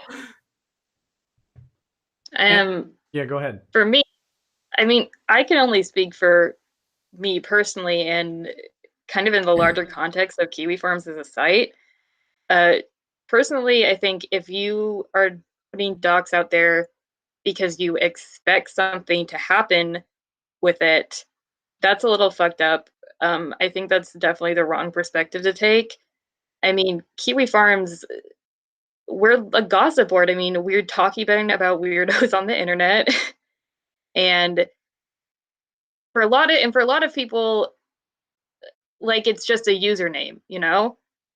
People can come out here and be talking about like the craziest shit, and you don't really know anything about them. And so I think it's natural to want to know more about like crazy people and what they're all about. And in a lot of cases, docs can just be like a tool to do that, to get more context to a person. You know, a lot of times it, like Null said before, it doesn't matter. Like nothing happens for it, and that's fine. Like I don't want stuff to happen to people. Like, yeah, you know, you shouldn't be swatting people. One thing that's strange is sometimes you get like if you want to know about like a name change, there's a lot of reasons why somebody might put on a fake name when they're doing business. And sometimes they're like convicted sex offenders, or Oh sometimes yeah. like their legal history is insane. There's that one woman from IBS who was like the most insane, insipid old thought ever to exist. And then we did a lookup of her court history in California, and she's been sued in debtor's court like a dozen times. So it's like, this is a woman who is really bad at finances and who's like a grifter. She just goes from famous person to famous person, trying to get money. That's why she was with Ice Poseidon. Oh, Corinne? Yes, Corinne. She's been sued many times by credit agencies because she's a debtor. You know what's funny about Corinne? So my channel went from live views of like 400 or 500 to 600, and then they jumped to like 5,000, right?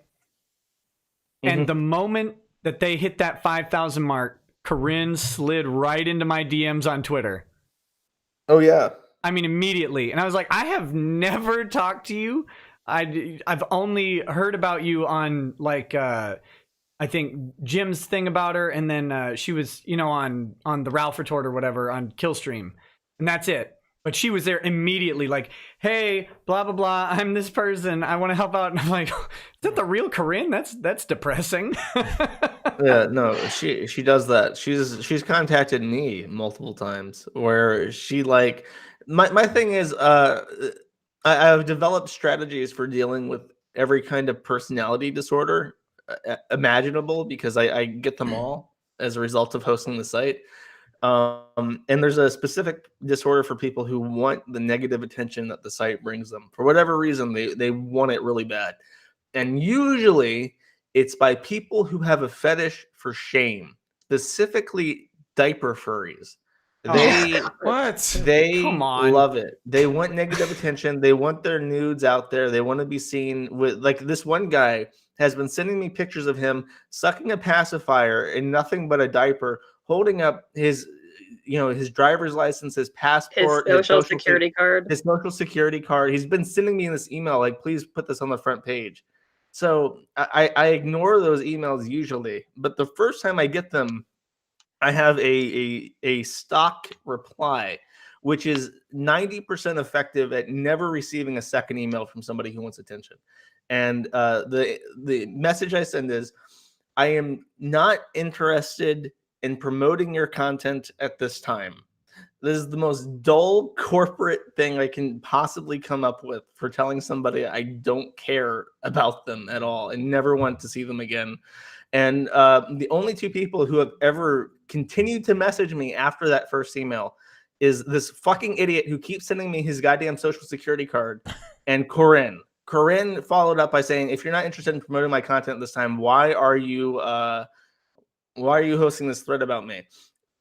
And I replied like 5 times with the exact same message, and she replied every goddamn time with a different email until eventually I just started ignoring her. Now, I'm more interested in you educating Drexel on diaper furries. Okay, imagine a grown-ass man who's wearing a diaper and is also what a we're dog. talking about is he's talking about having a quota. We got to get a diaper furry on the quota.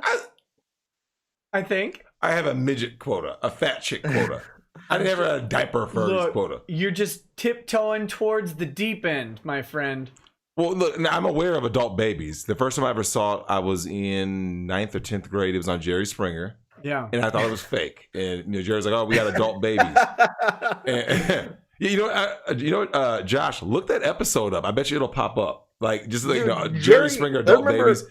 And I remember being 12 and having a TV in my room. It could only get channels 1 through 60 or something. So I would have to flip through and find entertainment at odd hours, because I've always been like a weirdo up at late hours, even as a kid. Shocker. Yeah. Right. Yeah. Right. So having to find, it's infomercials. I remember I have so many different infomercials about like quartz and Tasmanian jewelry and shit, and all that stuff's burned into my brain. And Jerry Springer.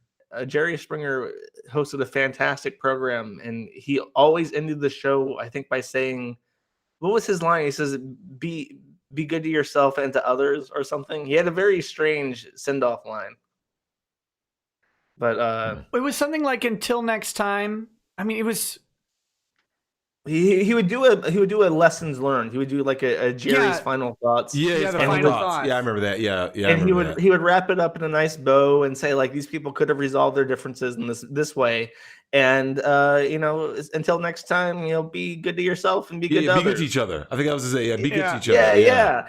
And I don't know. I've never thought about it too much, but the more I think about it, I think the Kiwi Farms, the culture of the forum, is secretly inspired by Jerry Springer.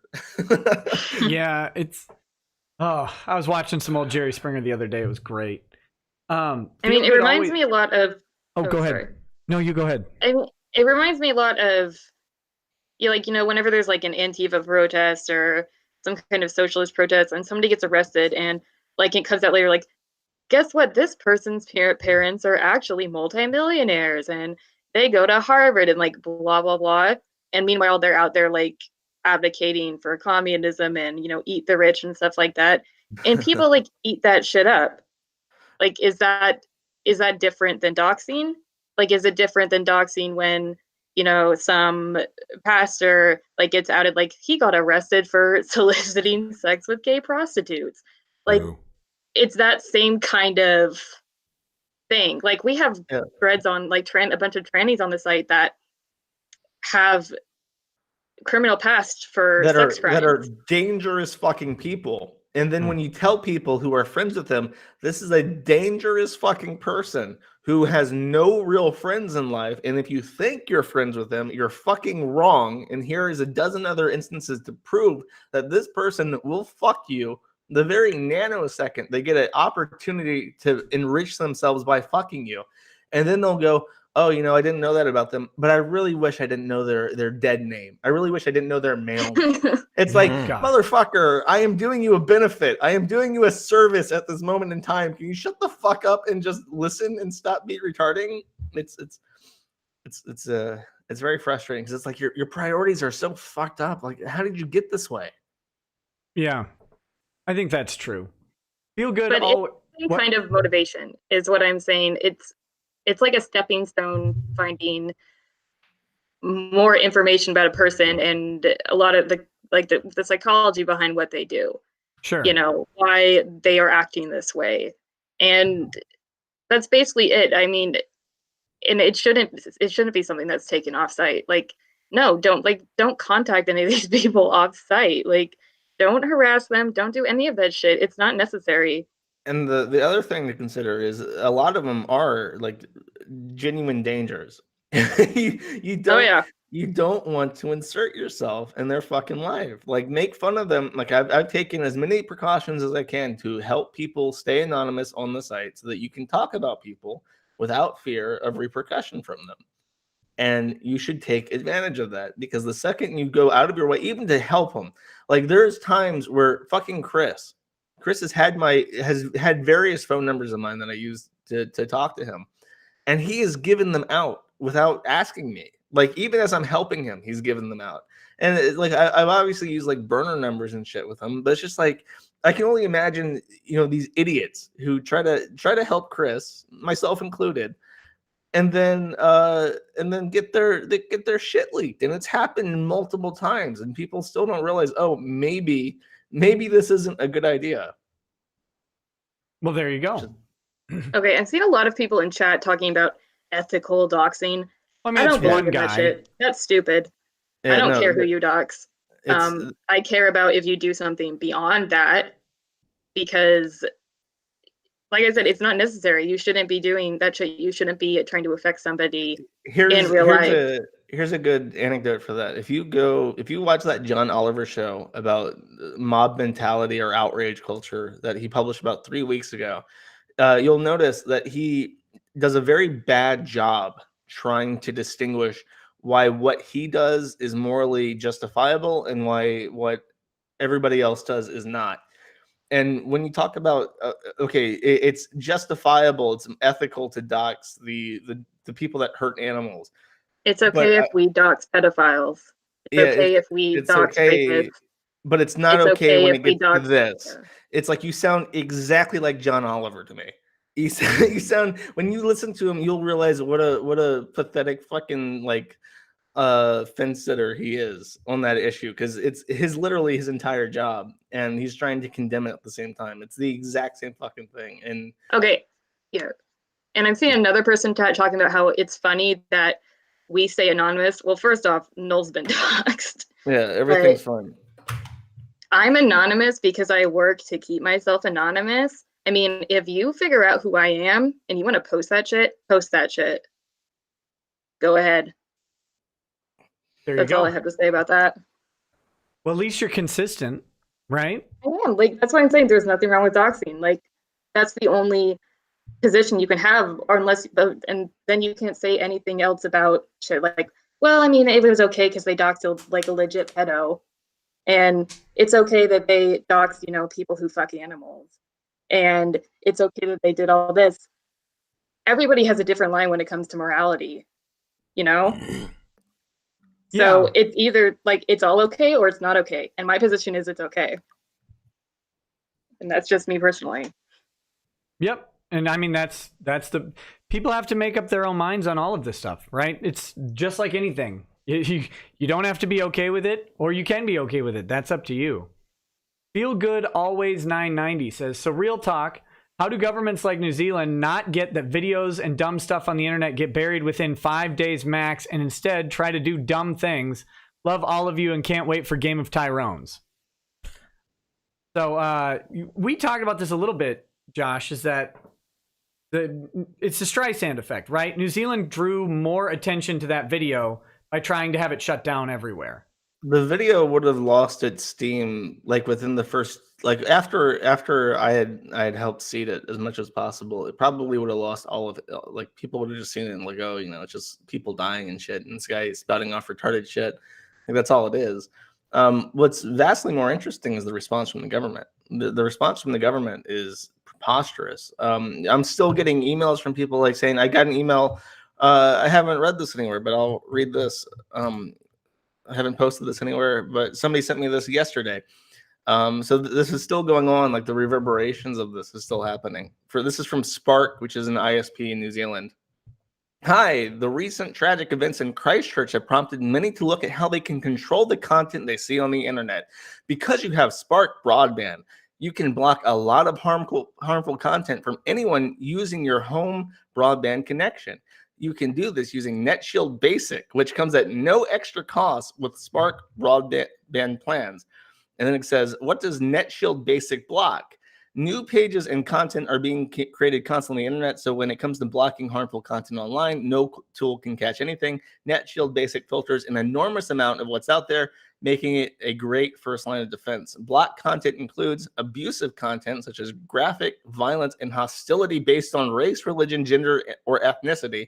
Websites containing harmful footage and imagery from the Christchurch attack have also been blocked.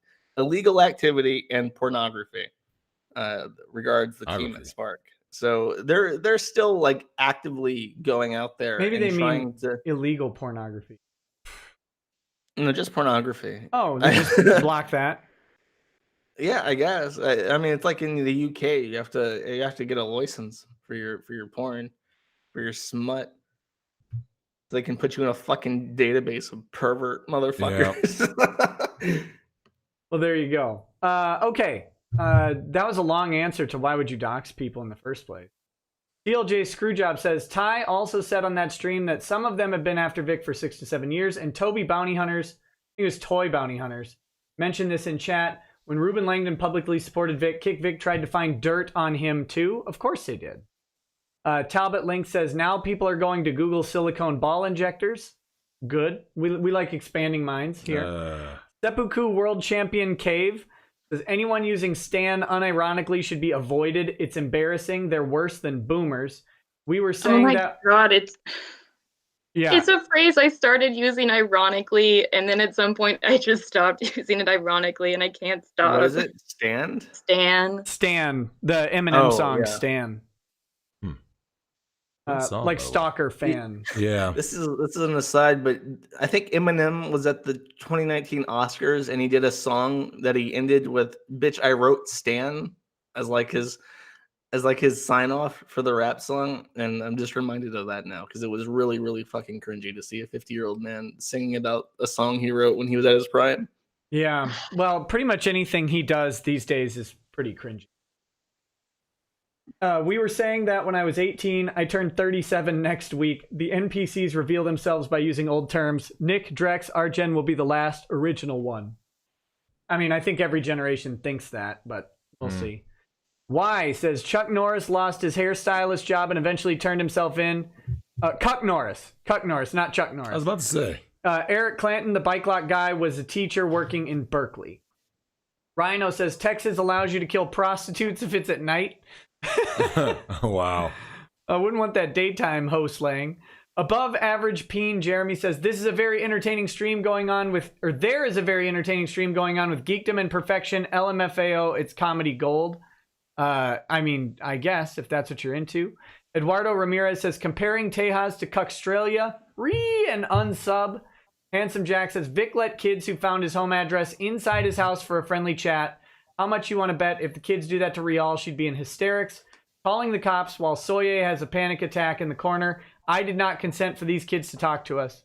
Ricard says, don't do that. Don't do that for your own safety. Ricard says, hey, Nick, Flash gets dropped a new vid. Dark Templars kill and perform an exterminatus on a furry planet. That's what I was talking about earlier. It's a great video. TLJ Screwjob says, hey, Nick, all those Twit and lawyers are saying testimony will be enough in regards to Monica and Jamie and the quote 30 other women willing to testify. But I stand with Vic is saying that no, you need evidence as well. Can you clear this up for us noobs? No, it'll be up to whose testimony is most convincing to a jury. I mean, that's how, if you have he said, she said, the jury's going to have to decide on which one is more credible. That's how that's going to go. Now, they're certainly not going to get 30 other women to testify. That's wrong. Because if they do, I'm sure Ty will bring in 300 women to testify on his behalf. That's just how that goes. That's why courts don't allow it. Bad Player says, end your TV, refuse to worship the human face. Okay. Mopolo King says, have y'all seen Conspiracy of Silence? Also honk? No, I haven't. The Swoligarch says, Elijah Wood's parents purposefully kept him away from Hollywood parties to ensure his O-ring remained intact. Wow. Woo. Derek Alexander says, thanks to the current stream, we all know what Marcellus Wallace looks like. Good job, Nick. Rando number 9 says, Dan, if her shoe size is on the clock, she's ready for the Schneider. Bagel Goose says, show toes, Null, you coward. It's classy, remember? He's calling you out on your classy foot fetish. Oh yeah, and somebody posted this this comic that I can't show, but it's from Stone Toss, and it's like there's two guys. One's wearing a shirt that says boobs, the other one's wearing a shirt that says ass, and they're shaking hands, and they look in the corner, and there's this hunchback monstrosity wearing a shirt that says feet, and they look down on him with scorn. So. As they should. Matt Ranostay, thank you for the donation. Mundane Matt's Boulder says, wait, what were the accusations Uma made toward Weinstein and Tarantino? Wasn't it linked to her almost dying on the set of Kill Bill? I'm not aware of that. Are you? I didn't know Uma made accusations about Tarantino. I haven't heard. If there has, maybe someone can Google it or something. I haven't heard that before. Sure. Archangel Nishan says, question for Josh and M. At what point would you consider doxing turning into something criminal like child endangerment? It can't possibly turn into something like it's a loaded Doxing question. itself, no. I mean, you would have to include something like a threat. When does something turn into a crime? Called a when you commit a crime? Like when does walking down the street turn into assault? Like I guess when you fucking take a stick and start killing somebody with it. I don't know. Yeah, it's like it's a separate thing. It's like it's always another action on top of the original action. The original action is a neutral thing. If you make a threat though, that's not a neutral statement. That's a crime. If you do a call to violence and say, somebody, if you post like if you post somebody like this is their kid, this is where they go to school, go like kidnap their kid or something, yeah, that's a crime. You know, the things that you can do with information that hurt somebody are already crimes. They're already, outlawed because they're a dangerous action. You can't with information alone. You cannot hurt somebody unless that information is damaging to them. In which case, it should be known. It's just I don't ever buy any of these arguments because you could say that you could make allegories towards any other thing and get the same kind of results. Like when does anything turn into a crime? Like when you commit a criminal offense. That's that's the answer. Right. okay, I'm seeing someone in chat talking about kids getting bullied because of doxing. Okay, where? Like, where is that happening? Yeah, that's dumb. That doesn't happen. Cyberbullying happens because you go to the same fucking school. you don't need to find them. They're at your fucking home class. You can take your mashed potatoes and fling it at them with a spoon. You don't. They're right fucking there. So there you go. Who did we dox and then like somebody started contacting their kids and cyberbullying them? Like, well, I mean it's always hypotheticals. The answer, of course, to the threat question is that immediately Dominique Sky suggested not only that she was doxxed, but she and her family were threatened, which is not what happened on the forum at all. Yeah, that didn't happen at all. But that's the narrative they went with, because it suited their agenda, right? Like that's then it's more sympathetic if you threaten people. If me saying this is her daughter's name and a picture of her and her husband and her daughter is endangering her daughter, then why did Dominique Sky not endanger her daughter by posting the exact same information on her public Instagram? And my information was out there for years, and the bad shit that happened was quickly resolved because it was bullshit.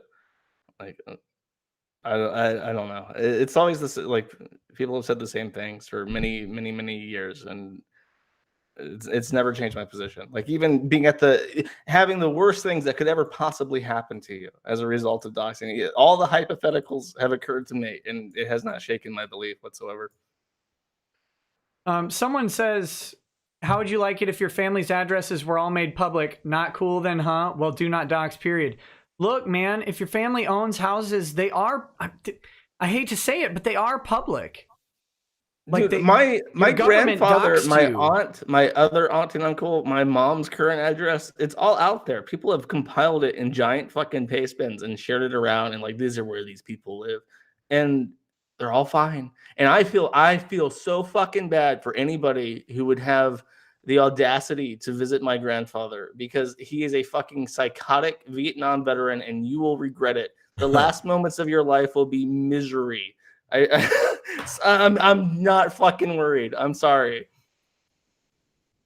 Well, there you go. I mean, I don't know what else to say. Again, people are not going to agree. That's not the point here, is not to convince you to agree with doxing. You make up your own mind on that, for sure. Let's see. Sakaki Onsai says, Dominique doxed Supergirl and Chronic Karen. Rando number 9 says, the cosplay thought cries in pain as she doxes you. Finfrog says, Chronic Karen got called at work. Phone number which wasn't public info. I don't know how they got it. I guess that's the question. Some of the stuff you'd have to commit a crime to get, and if you do, that's obviously wrong. Talbot Link says, I'm not a guy who shills. True. Talk up your merch more. Yeah, you can find a link to the merch store down in the description. There's some scrolling merch that runs below the show. Check it out if you like it, buy it. If you don't. Cypher Warrior says, Tax Day featuring Ty Beard as the Duke. We've got Gengio says, thoughts are wailing in the streets. That's WHALING. Architect of Fate says, when do we get the Thad story, Drexel? Not tonight because it's late. I'm trying to get through these. Right. Talbot Link says, you guys are giving me very bad ideas to draw. Sonic the Hedgehog says, Nick, after the stream, you have to see the Flash Gets video on Space Marines fighting furries. It's right here on YouTube. Oh, I've seen it. I've watched it several times. Avenge me, brother! Oh. Bad Dragonite says, all the furry autists here seem to here to see something awful. Daryl says, Flash Gets did the animation. They're awesome. Tillip says, Des Tiny genuinely wants to harm conservatives. Yeah, he made a weird statement about that recently. Quietness says Josh needs to teach Drexel about beauty of K. Oh God, Cooking with K. That's a reference to Kay's cooking. Kay is a woman from Middle England, and she is just the worst cook ever. Unbelievably bad. It's You like get good I recipes think from- I think her mother grew up during the First World War, and she grew up during the second, or like her grandmother was the First World War, her mom was the Second World War. So all she knows how to cook are like these ration recipes, like and her pot is like this a vintage World War One ration pot made out of like cheap metal and shit, and it's just she uses her stovetop for like a cutting board, and everything she makes is just disgusting looking, and it's fantastic. We have bingo for her, and when I watch her with my fans, I pull up a bingo card and we watch a video and we try to get bingo because she has consistent themes in it. Like she always wears a Metallica shirt. She always starts the video by saying, "Hi, people." She always uses margarine. She uses like pounds and pounds of margarine because her son hates butter for some reason, but loves margarine by like the pound. And she doesn't make anything from scratch, and she always is. You just gotta watch it. Just Google Kay's cooking or cooking with Kay and watch any video. It's fantastic. That sounds horrible. It's great. Rusko, Drexel, feeder. He's a feeder. Who? I mean, he just told you about all that great food. Oh, you talking about? Come on. He's a feeder.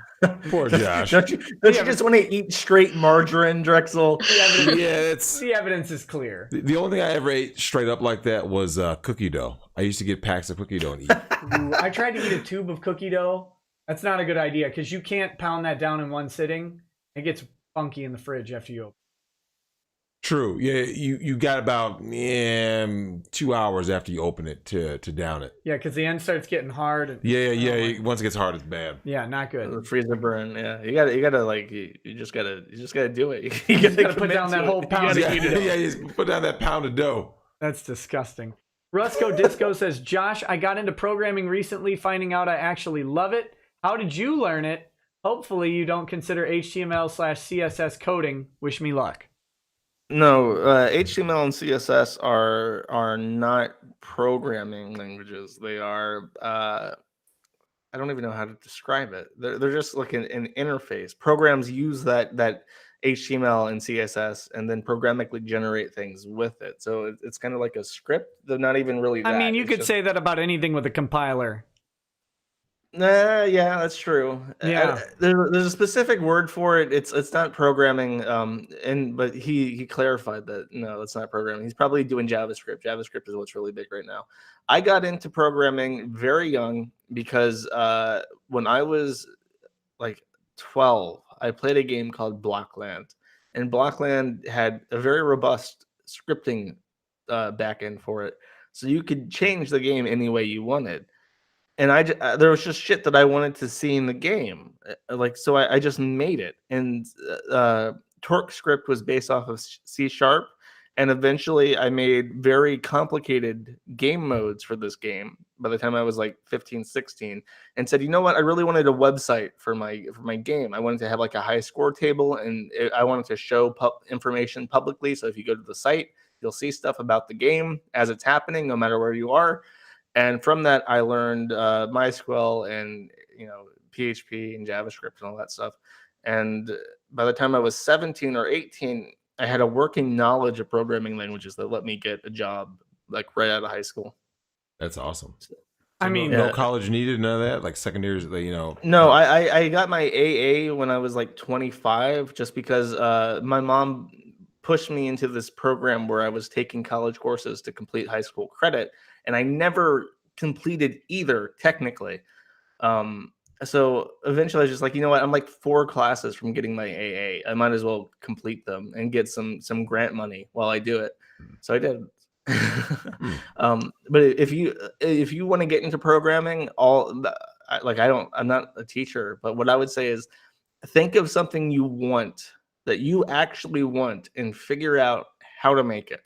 And that inquisitiveness will guide you in a practical way to making what you want, and you'll learn a lot in the process. And eventually, when you do make it, when you get the bare minimum working, you'll be like, this is kind of shit. I want to make it better. And that's like the root, the root of the tree of learning how to do software. I have a BA and a JD, but a lot of people on Twitter tell me I need AA. So you thought of that like 5 minutes ago in the middle of my spiel, and you saved that shit. I thought about it the first time you said you had an AA like an hour and a half ago. And I missed it. I'm like, I missed the window. I missed the window. Like a ninja just sitting on it. Yeah. Patient assassin. Andrew War Snowboard says, Spectrum Internet made me miss 70 minutes live. Well, that was rude. Sue him. Bad Dragonite says, Drexel going after them African pygmies. Gross. TLJ Screwjob says, so when you smash a BBW, are you able to see the D go in and out? Or do the fat rolls jiggling around make it impossible? Wow. That's nasty. Wow. Is that your final answer? That's the final answer. Okay. Tom531 Cat. There's so many statements that can go on a t-shirt. Her hand game is fierce, not taken out of context. A gentle smiling face on a true back of t-shirt. On true back of t-shirt. There you go. Heat Neat says, as an autistic man, I will never know the experiences. If this experience of tapping fat women, at least I have Warhammer 40K. That's good job. That's all you need, brother. Chris Dager says, hell yeah, Drex, that was amazing. Laugh so hard. Parochial Joe says, Drexel's famous BBW smash wouldn't be Rosie O'Donnell. What if I slap a schlong on her? Rosie doesn't even like men. Well, I mean, but she might. You could tame that beast. Though, well, you know how I feel about Come on, why did lesbians. you get the inquisitive look when I said you could tame that beast?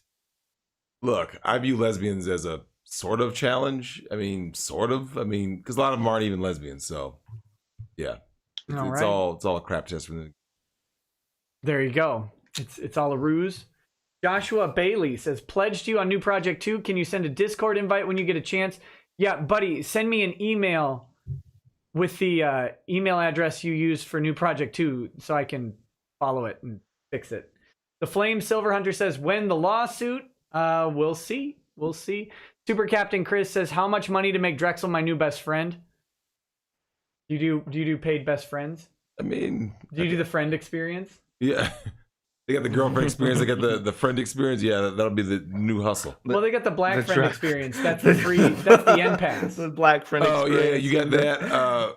Wait, have you guys heard about the what is it? There's like the cuddle parlors in Japan, things like that. No. Oh, that's an old thing. There's an entire Vice documentary. Yeah. About the parlor, and it's so weird. It contains one of the weirdest moments ever caught on camera, where the guy's laying down with this woman, and it's the whole like the girlfriend, or not a girlfriend experience, but like just the companionship in bed experience, I guess. And he's talking to her. He's like, how do you feel about this? And he's like, do you have a boyfriend? And she's like, no, of course not. And then he's like, she says, I think like without being prompted, she's like, no, I don't have a boyfriend. And when I see happy couples at Christmas time, I want them to die. And he's like, okay, that's enough of that. Wow. And he just gets yeah, it was creepy, man. Like, Josh, did you ever have that feeling that, like, with all the social media and just the internet age, like as people become more disconnected from like physical, face-to-face interaction, like it's kind of getting to that point where that's how like lonely people are, is like, I'll pay for company, for human interaction. Yeah. See, I don't know if I could. The thing that gets me is, it's like, if you have to pay for something, it's not genuine. So I don't know what people get out of it, unless they are like so unfathomably isolated socially that even paid for company is a suitable alternative. Because I can't imagine the fulfillment from it. What if you pay for it and then let it go and see if it comes back? Let what go? What you pay? Oh, thanks. He doesn't get it. He doesn't get the reference. for moving that on. Thank you. I think somebody short-circuited my brain. I'm just sitting Yeah. here staring at my screen like, what the fuck? All Out of Bubblegum says the Texas Shane Chair Massacre. Y says Hermione's Patronus took the form of an otter, and she got recast as black in the plays. There you go. Really? Actually, I think what J.K. Rowling came out and basically said Hermione is black.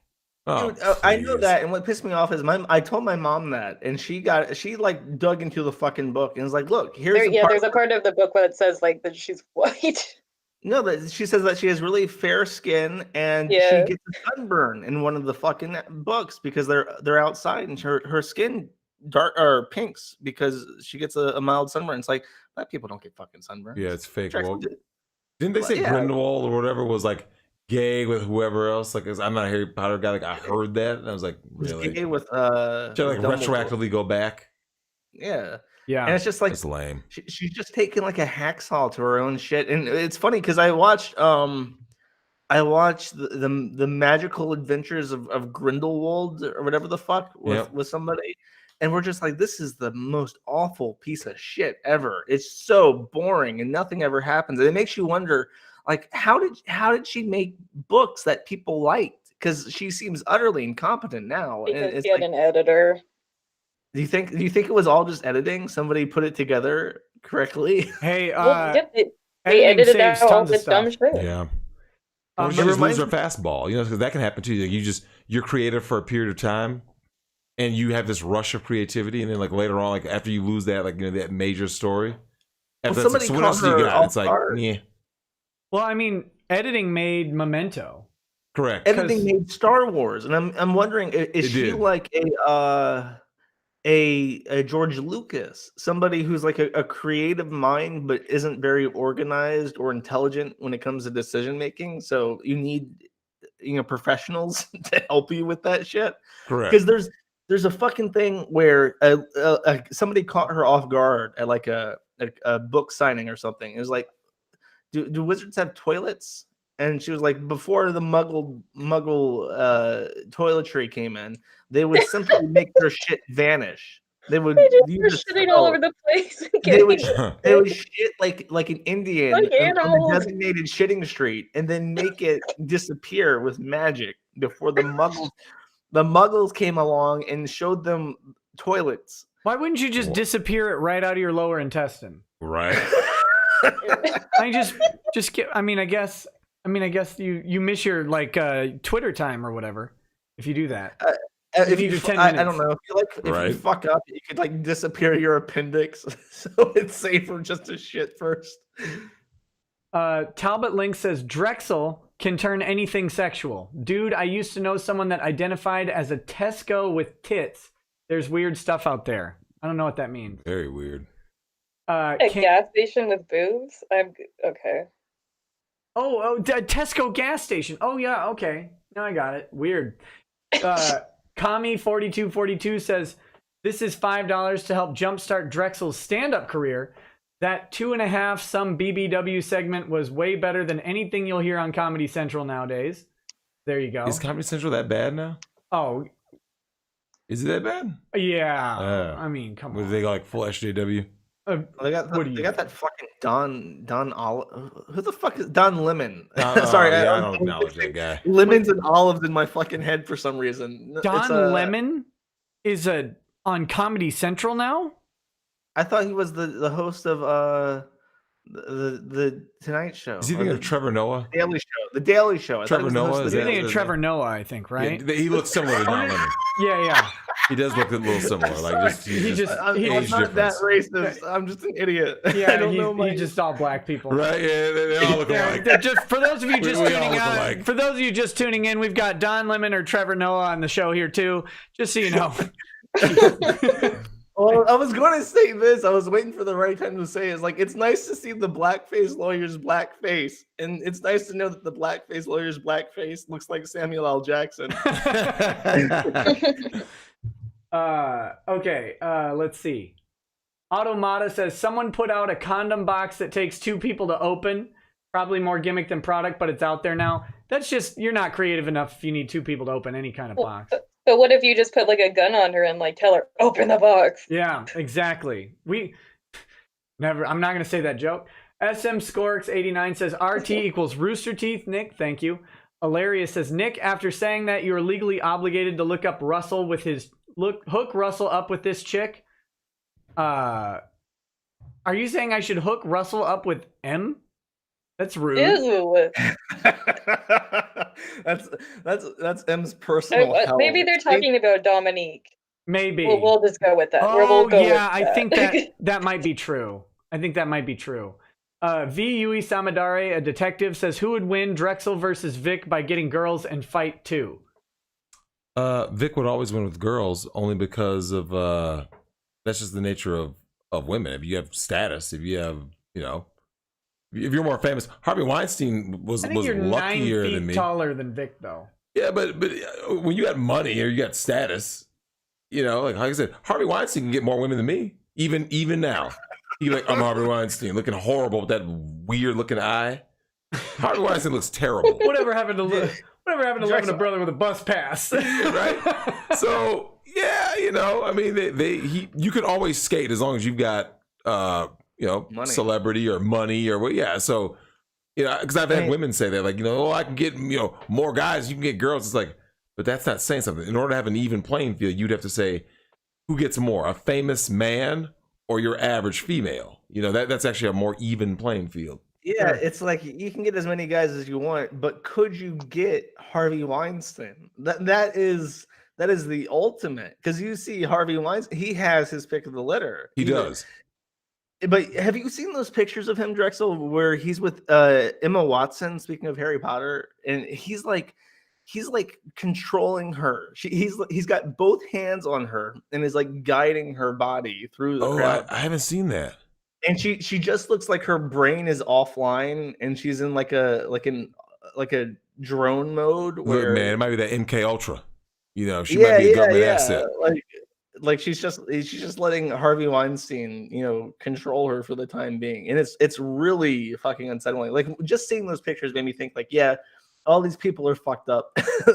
I'll look it up. Now that you say it, I'll Google Harvey Weinstein plus Emma Watson and see what pops up. It should be the top result, and it's unsettling. There's like 4 or 5 different shots, and she just looks out of it, and he's like the grossest pot-belly pig human to ever exist. And yeah, he looks like Ganon.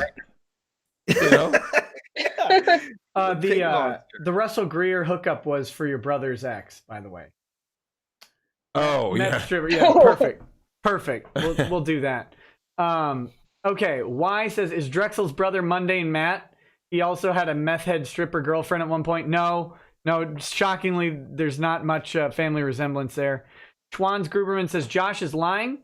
He's married to a buxom culinary queen called Kay from England. He would often remark how he would enter the kitchen and say, hi, Kay, and I'm back smashing again. Lil Poo Poo says, that's obscene. That's untasteful. That's unbecoming of you, Super Chatter. Now, Josh, you've answered questions candidly and honestly all throughout this stream, and I hope you do the same here. Lil Poo Poo says, Josh, monthly bill spent on feeding. Oh, geez. Let's see. Things here are cheap, so you get away, like, you get your $4 a day. That's what he's thinking about it. Yeah, it's only $120. You can sustain somebody for very cheap overseas. I recommend it if you have the capacity to go overseas to expand your feeding options. Do so. There you go. Y says, Game of Tyrones, a bunch of women compete to sit on the throne. Gross. Mundane Matt Boulder says, Drexel effing trannies needs to be on Know Your Meme and needs a Kiwi farm page. Let's see. Blaine20 says, found Roberts FB, Dom's hubby. It's official. He's a beta. Architect of Fate says, how many bronies are being cast for Game of Tyrones? Is the subtitle We Was Kangs or Wakanda Forever? Nice. We'll have to determine that in post. Waifu Sans Frontier says, hey, M, I don't want to be that guy, but why is distributing a shooting okay, but CP isn't? There are reasonable exceptions to every rule. Someone who disagrees with doxing is following the same logic when they advocate using it against heinous criminals. The thing about I think I mentioned this the last time I was on when I was talking specifically about the shooting. The law that they're using to punish people for distributing or even just downloading and watching the video is the same law they use to control child pornography, which is why I always tell people, if you ever see a law in Congress or in your parliament that's something about helping kids, always be fucking skeptical of that shit, because they will pass the most egregious fucking violations of your personal rights under the guise of doing it for the kids. You have to be really fucking careful, because it's complete bullshit and people fall for it constantly. I agree. Yeah, but I'll tell you the answer why distributing a shooting is okay, but child porn isn't. In the United States, it's legal to distribute a shooting video. It's not illegal, or it's not legal to distribute child porn. Well, that's the legal answer, but the rationale behind it is that allowing child pornography to circulate creates a black market, which enables exploitation in countries with poor governments that can't combat it effectively. So the best choice is to make it, so dangerous in first world countries that money doesn't end up going towards these studios in overseas countries. Whereas, I mean, what happens? You distribute this video, and there's not going to be like a black market for mosque shootings. It's a completely different ideological thing. And I mean, maybe they're afraid that more people are going to be encouraged by this video. I think that's the thought. I mean, that was the thought, that it would be used for propaganda or whatever. But here's the problem: is that it was used for propaganda, even though they tried to stop it, and it would be. There's not a stop, and I mean, to me, there's a vast difference in the market impact that you're talking about. It's far more likely that you will create a child pornography victim because other governments have much different rules about this stuff. It's sort of the directness of it. If we allow the propagation of this material, then yes, it absolutely, positively, 100% would enable these studios to benefit from child exploitation. Does this video create more shooters? You could argue it, but you can't say beyond the shadow of a doubt 100% that somebody will be inspired by this video to shoot up a mosque. Right? We don't have data on it at all. Yeah, it's a completely different kind of like philosophical ballpark. And, you would hope, depending on who you are, you would hope that nobody would be inspired to kill more people. But, I just get the feeling that if somebody was going to shoot up a mosque, this video isn't going to persuade them either way.